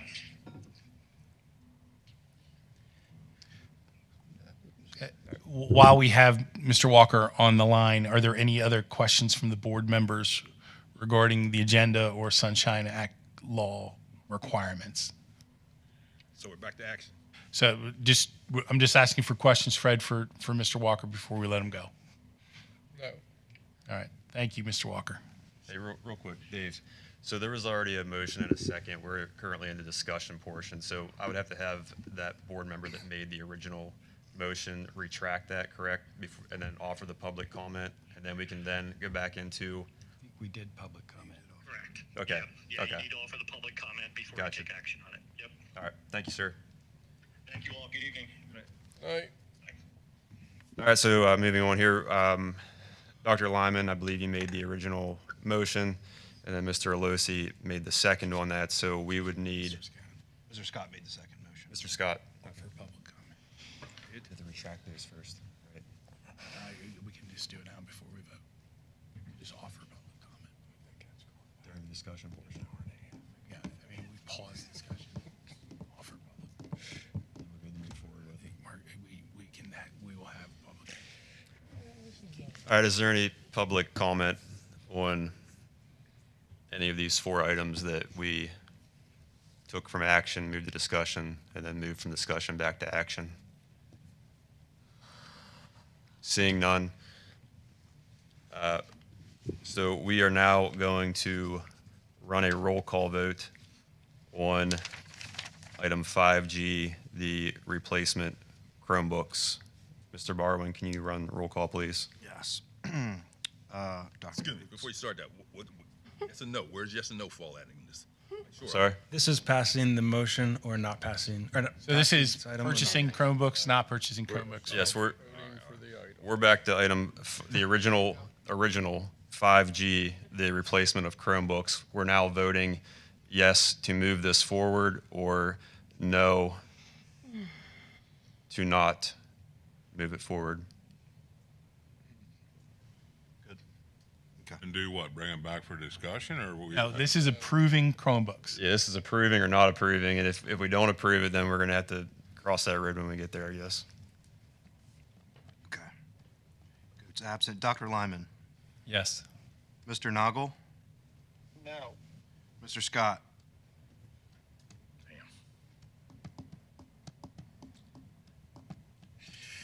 Yes, the money. I'm voting for the money. okay, Mr. Bard, Yes. Mr. Carey, No. Mrs. Wolfinger, No.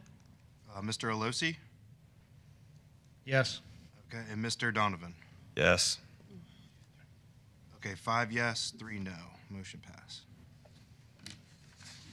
All right, moving on to the original 5H, the networking equipment. Is there a motion to approve 5H? Fred Scott, make a motion to approve it. Mr. Scott made the motion. Is there a second? Second. Second by Dr. Lyman. Discussion? Mr. Barwin, can you run a roll call vote on item 5H? Sure. Mr. Scott, Yes. Mr. Bard, Yes. Mr. Carey, Yes. Mrs. Wolfinger. No. Votes absent. Dr. Lyman, Yes. Mr. Noggle, Yes.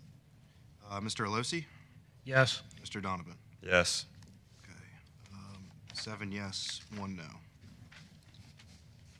Moving on to 5I, the Nancy Grayson and James Byrd Elementary new gym floors. Is there a motion to approve item 5I? Fred Scott, make a motion to approve. Mr. Scott made a motion. Is there a second? Second. Second by Mr. Carey. Discussion? Mr. Barwin, can you run roll call, please? Sure. Mr. Bard, Yes.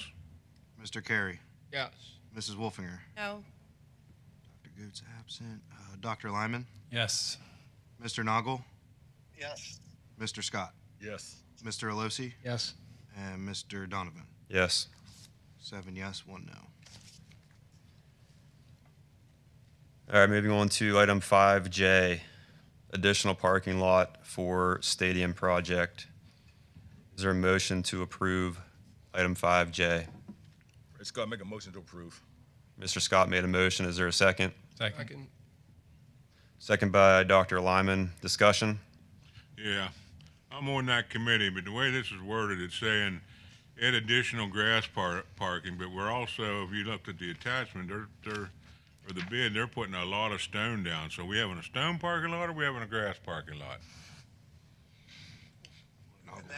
That is a stone entryway only. Did you hear that, Is Mr. it Jim? Nope. It's a stone entryway only.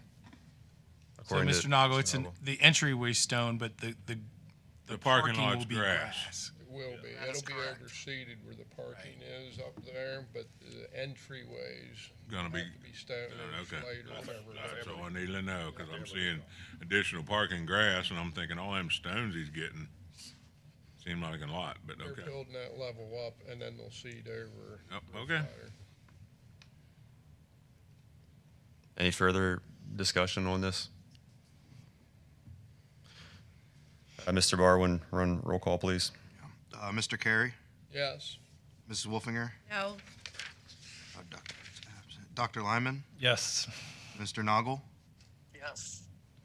Mr. Scott, Yes. Mr. Bard, Yes. Mr. Alosi, Yes. and Mr. Donovan. Yes. 7 yes, 1 no.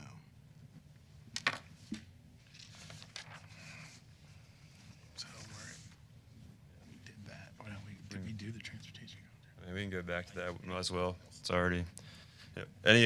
So that's it for the action. We'll circle back to the discussion portion here if anybody wants to have any discussion further on their transportation contract. The guy had commented earlier, and I think I repeat the same, that the contract be inspected to identify the need for the transportation coordinator that the district has, and can those work duties be absorbed by the bus companies to alleviate that cost burden on the district? Mr. Lissi, I just want to be clear that I don't know that this contract dictates that position. No, but I'm saying what work that position's doing, can that work be set as part of this contract? So then a department of 3 turns into a department of 2, reduce Are you person. talking about with routing, Drew? Mr. Lewis? Well, that's one item, but I don't know what the workload is, and that's kind of what I'm asking. So, I mean, just so I'm clear, I think they're two separate items. You know, one is the contract with the vendors, the providers. The other one is the personnel position. So I think they're two different things. So my question is, can those be merged? Whereas work duties of a employee of the district be taken on by the transportation, such as the routing. I guess that's, as Ms. Wolfinger stated. So are we talking about making one of the providers our transportation director? No. Wait, can I? This is to approve the contract next time. Correct. And so I think we should, that's one item. And I think what Mr. Alosi is trying to bring up is maybe sometime in the future we have a discussion about the structure of the transportation department separate from this contract, because I don't think you're saying we should amend this contract before we vote on it next week. What I'm saying is, That seems just so happens that there's a position or resignation from the department and this contractor on the same agenda. Are there duties that are being done by the transportation department and the district that can become part of what our transportation providers are doing to alleviate a personnel cost? So a 3-person operation turn into a 2-person operation, and some of the duties in the transportation office be absorbed by the transportation companies. My recommendation would be to pull the transportation committee together to tackle that.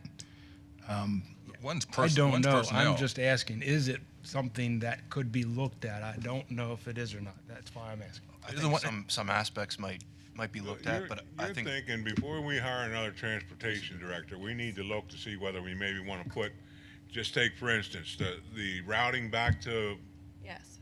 one of the other bus companies before we hire another full-blown transportation director. Is that what I'm getting? Yes. But that's separate. We're talking To me, that's separate. They're going to add on to that this is what they do right now. So that would have to be a separate, in my opinion, would have to be a separate contract, because now they're going to go higher in their price, whoever you give it to, whether it's Freeze, Boyo, or whatever, they're going to want more money. So that would be negotiation between that company and that's where I'm at. I don't know. It's just my thought. What's the name? The personnel, the transportation director is a personnel thing. We should not be discussing that here. So the contract can be amended to anything we want later on. Can't we? That's what I'm getting at. We just amend it. We pass this now and we amend it, but when we've got more duties or extra duties, take away, put in, we amend the contract. So thank you, sir, or Mr. Bard, Mr. Scott. Looking at the position before we hire someone in that role. Correct.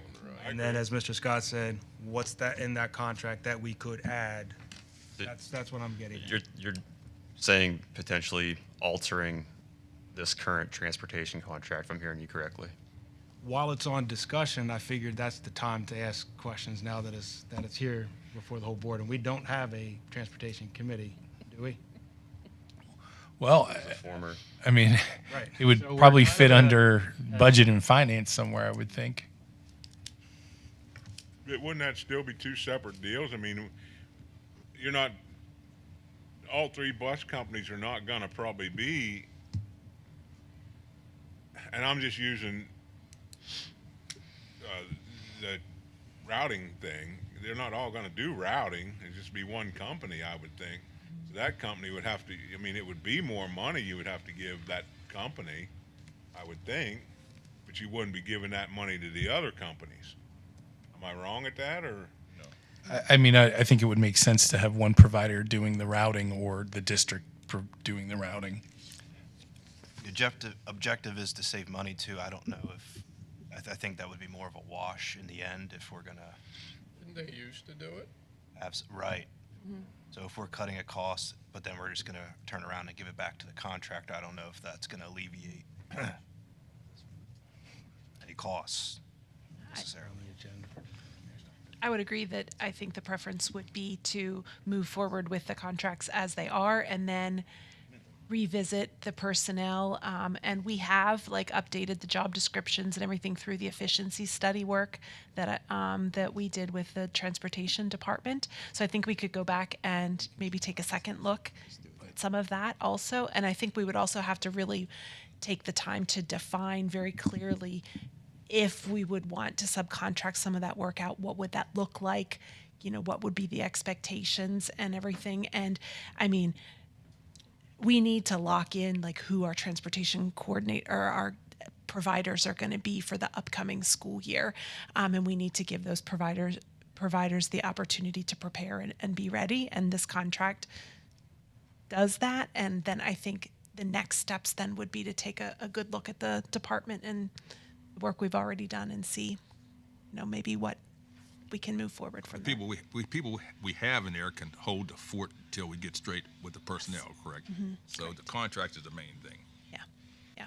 And I also did want to point out that there are two versions of the contract that you see, because the second one that has V2 on it is adjusted specifically for Boyo because we have special arrangements for them with both fueling and also, if you remember, we talked about the insurance component for that contract specifically. So that's why there is a second version there. I think, I agree with Drew. I think before we hire somebody, we need to look at our options. I think that's probably what you're getting at. Am I wrong at that, or yes? I agree with that. You're right. The Budget and Finance Committee meeting tonight, that was presented as a whole. There's the largest expense is personnel. If we're able to inspect positions such as this and what we can do to realize savings to go towards the other needs of the district. Seems like very operational, but I'm not trying to recreate a wheel. I'm not trying to rehash something that, yeah, this is with the providers, but we look at that position as Mr. Bard has indicated. I think that's probably the best approach then. I believe historically that position was combined with another department, if I remember correctly. Athletics. So next steps from what I'm hearing, I guess this would be my recommendation if anybody has any opinion on it. The former Transportation Committee started this process, so in my opinion, they should, continue through it.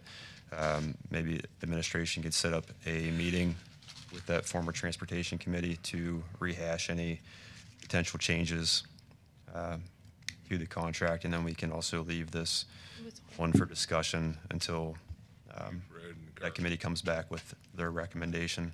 That sound like an appropriate next step? Are you saying not approve the contract next meeting? I mean, we can always do an MOU or contract Amendment. The contract amendment is separate. to. We approve the contract next meeting. and then MOU. We have all these other discussions some other time. Yeah. Yes. Mr. Donovan, I'm not. Previous Transportation Committee also included people who are no longer on the board, so I don't know what. Yes, we No, are. Jim That's said it not was him, Fred, and Kirk. Yeah, it was those three gentlemen. No, I thought Levi was on it. And I've been on it for 5 years. But I'm happy to, I'll email everyone. We can set up a time. Whoever does the contract or signs it or deals with them, I don't know if that's you, Leslie, or not, you can crack that door and ask Yeah. them if that's still capability. And I'm sure that would initiate the conversation, whether they could or couldn't, get us a cost, whatever it is. Yep. I can do that.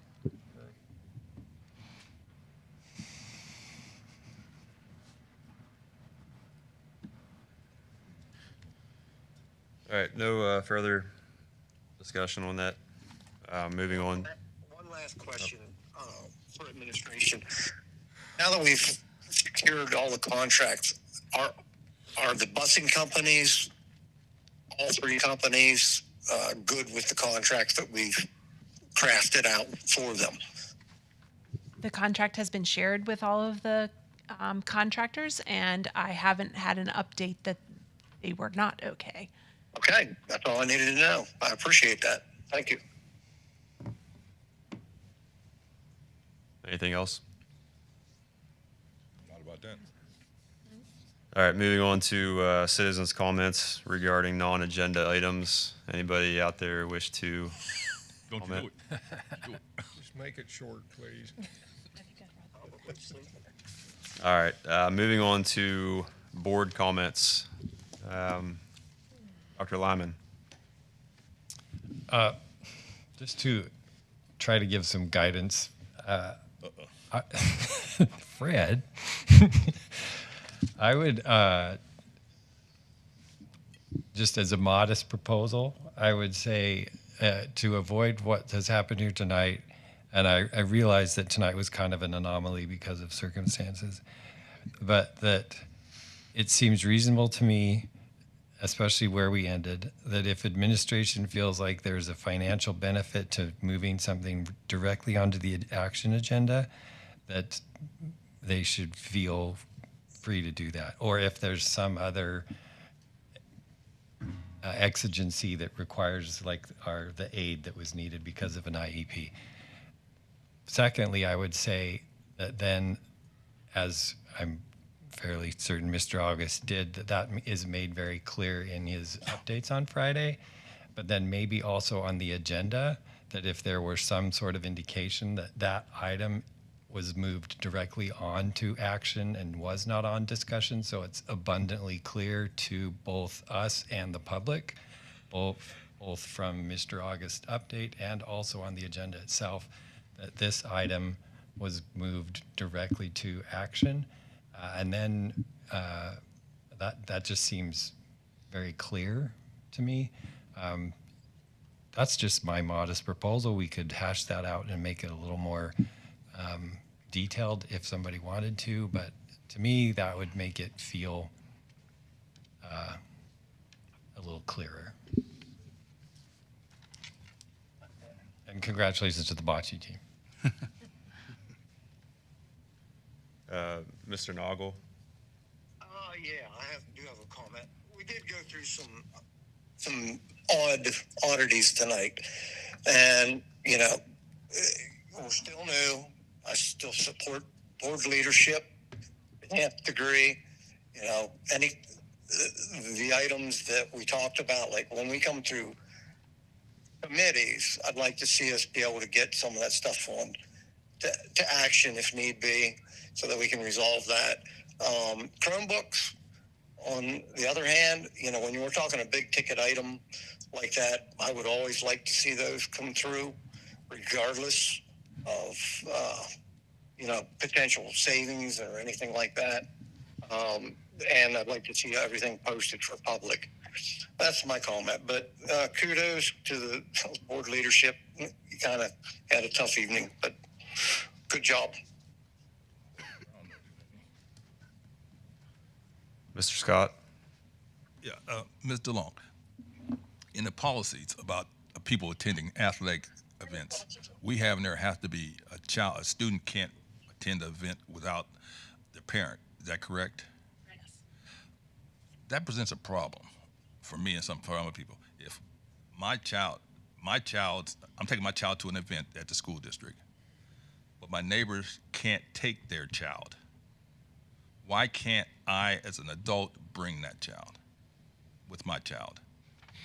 You understand what I'm saying? I do, yes. Why can't we make it anybody over 18? I would love it if I could talk to the building principals about that, because I do think that sometimes parents bring other kids, but they just say that they're in charge of them. So. But saying and putting them in a bind is different. Why do we have to have a parent? If an adult is there, why can't they just be responsible? I don't know what the principal got to do with it. Does the policy say parent or adult? I'd have to double check. Yeah. I, It says parent. can Does I it look say into parent? that for you and get back to you? Okay, because I've been approached about the parent aspect, and so Okay. So you're asking if it can just be any adult? the adult. So it's like I can take my child, and another one's available. I can take that one too. Yeah. I'll check that for you. Thank you, please. That's all I got. Mr. Carey? Not a lot to be said. It was an interesting night, but I love the board we got, and I think we're gonna move along just fine. I love Leonardo's highlights. He's such a cheery fellow, isn't he? Mrs. Wolfinger? Nope, nothing. Mr. Bard? Yeah, I got a couple things. I mean, this tonight was a mess, in my opinion. But I do remember 2 years ago, I was told I could not bring nothing to the action agenda until it went through discussion, period. No more said. That's what was said to me. Could not do it. Didn't matter how important it was, could not do it. Secondly, committees. We are not voting in committees. So you could have a 2-to-1 vote and that committee, okay, the majority of that committee is saying it's recommended. But the other 7 people say no. So I think we have to have discussion. From the committee to discussion to action. That's just my opinion. I feel lately, and it seems like it, that everything is stirred on the action agenda to push it through. I want to push this through, to get it through, get it done. No discussion, let's push it through. A lot of that lately. I just feel that way. I'm sorry, that's just the way I feel, and that's all I got. Mr. Alosi? I appreciate everybody on this board, and I know that after a adjustment of these committees and having a kind of new structure, that there's going to be some growing pains. But as Mr. Bard indicated, I mean, I really feel that the committees have the power of digesting and digging into the specifics of issues that come before this board. And when they come from committee to this board, there's just the same status of anything where it is met with discussion, receiving feedback from the rest of the team to be able to either advance, send back to committee, or develop a modified recommendation. So I did make the original motion to pull these items, and I think Mr. Bard highlighted that as part of his public comment here tonight, to be able to, in essence, slow things down in a way. And so attention's been brought to it. At the same time, attention's been brought to me as far as making sure we look at the policy that we have in place and the board practice that we have in place, and we adjust it so that the board is agreeing to a particular process. But I do know that the job of administration is incredibly challenging and difficult, and in no way do I want to make that even harder. But I think working collaboratively, and Mr. Donovan and I will do all we can to both be present when needed to go over the agenda in advance. So I don't fault Mr. Donovan at all of not being able to be present at a time, just like he wouldn't do that to me. So we'll just work harder for that to happen. So I kind of see things in a good light. I appreciate everybody's feedback, and we'll keep on moving forward. We got a lot to do, a lot to focus on, but let's do what we can do to make it as right as possible.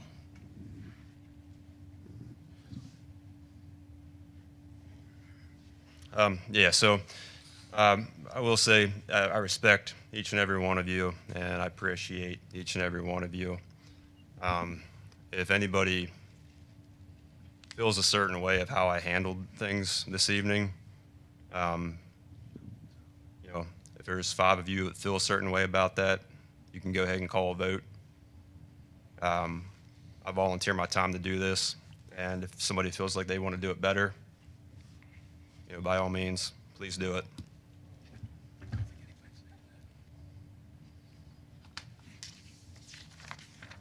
Information date savers, March 9th, planning and action meeting, March 23rd, planning action meeting. February 25th, 2-hour early dismissal, and March 16th, professional development day. Meeting adjourned.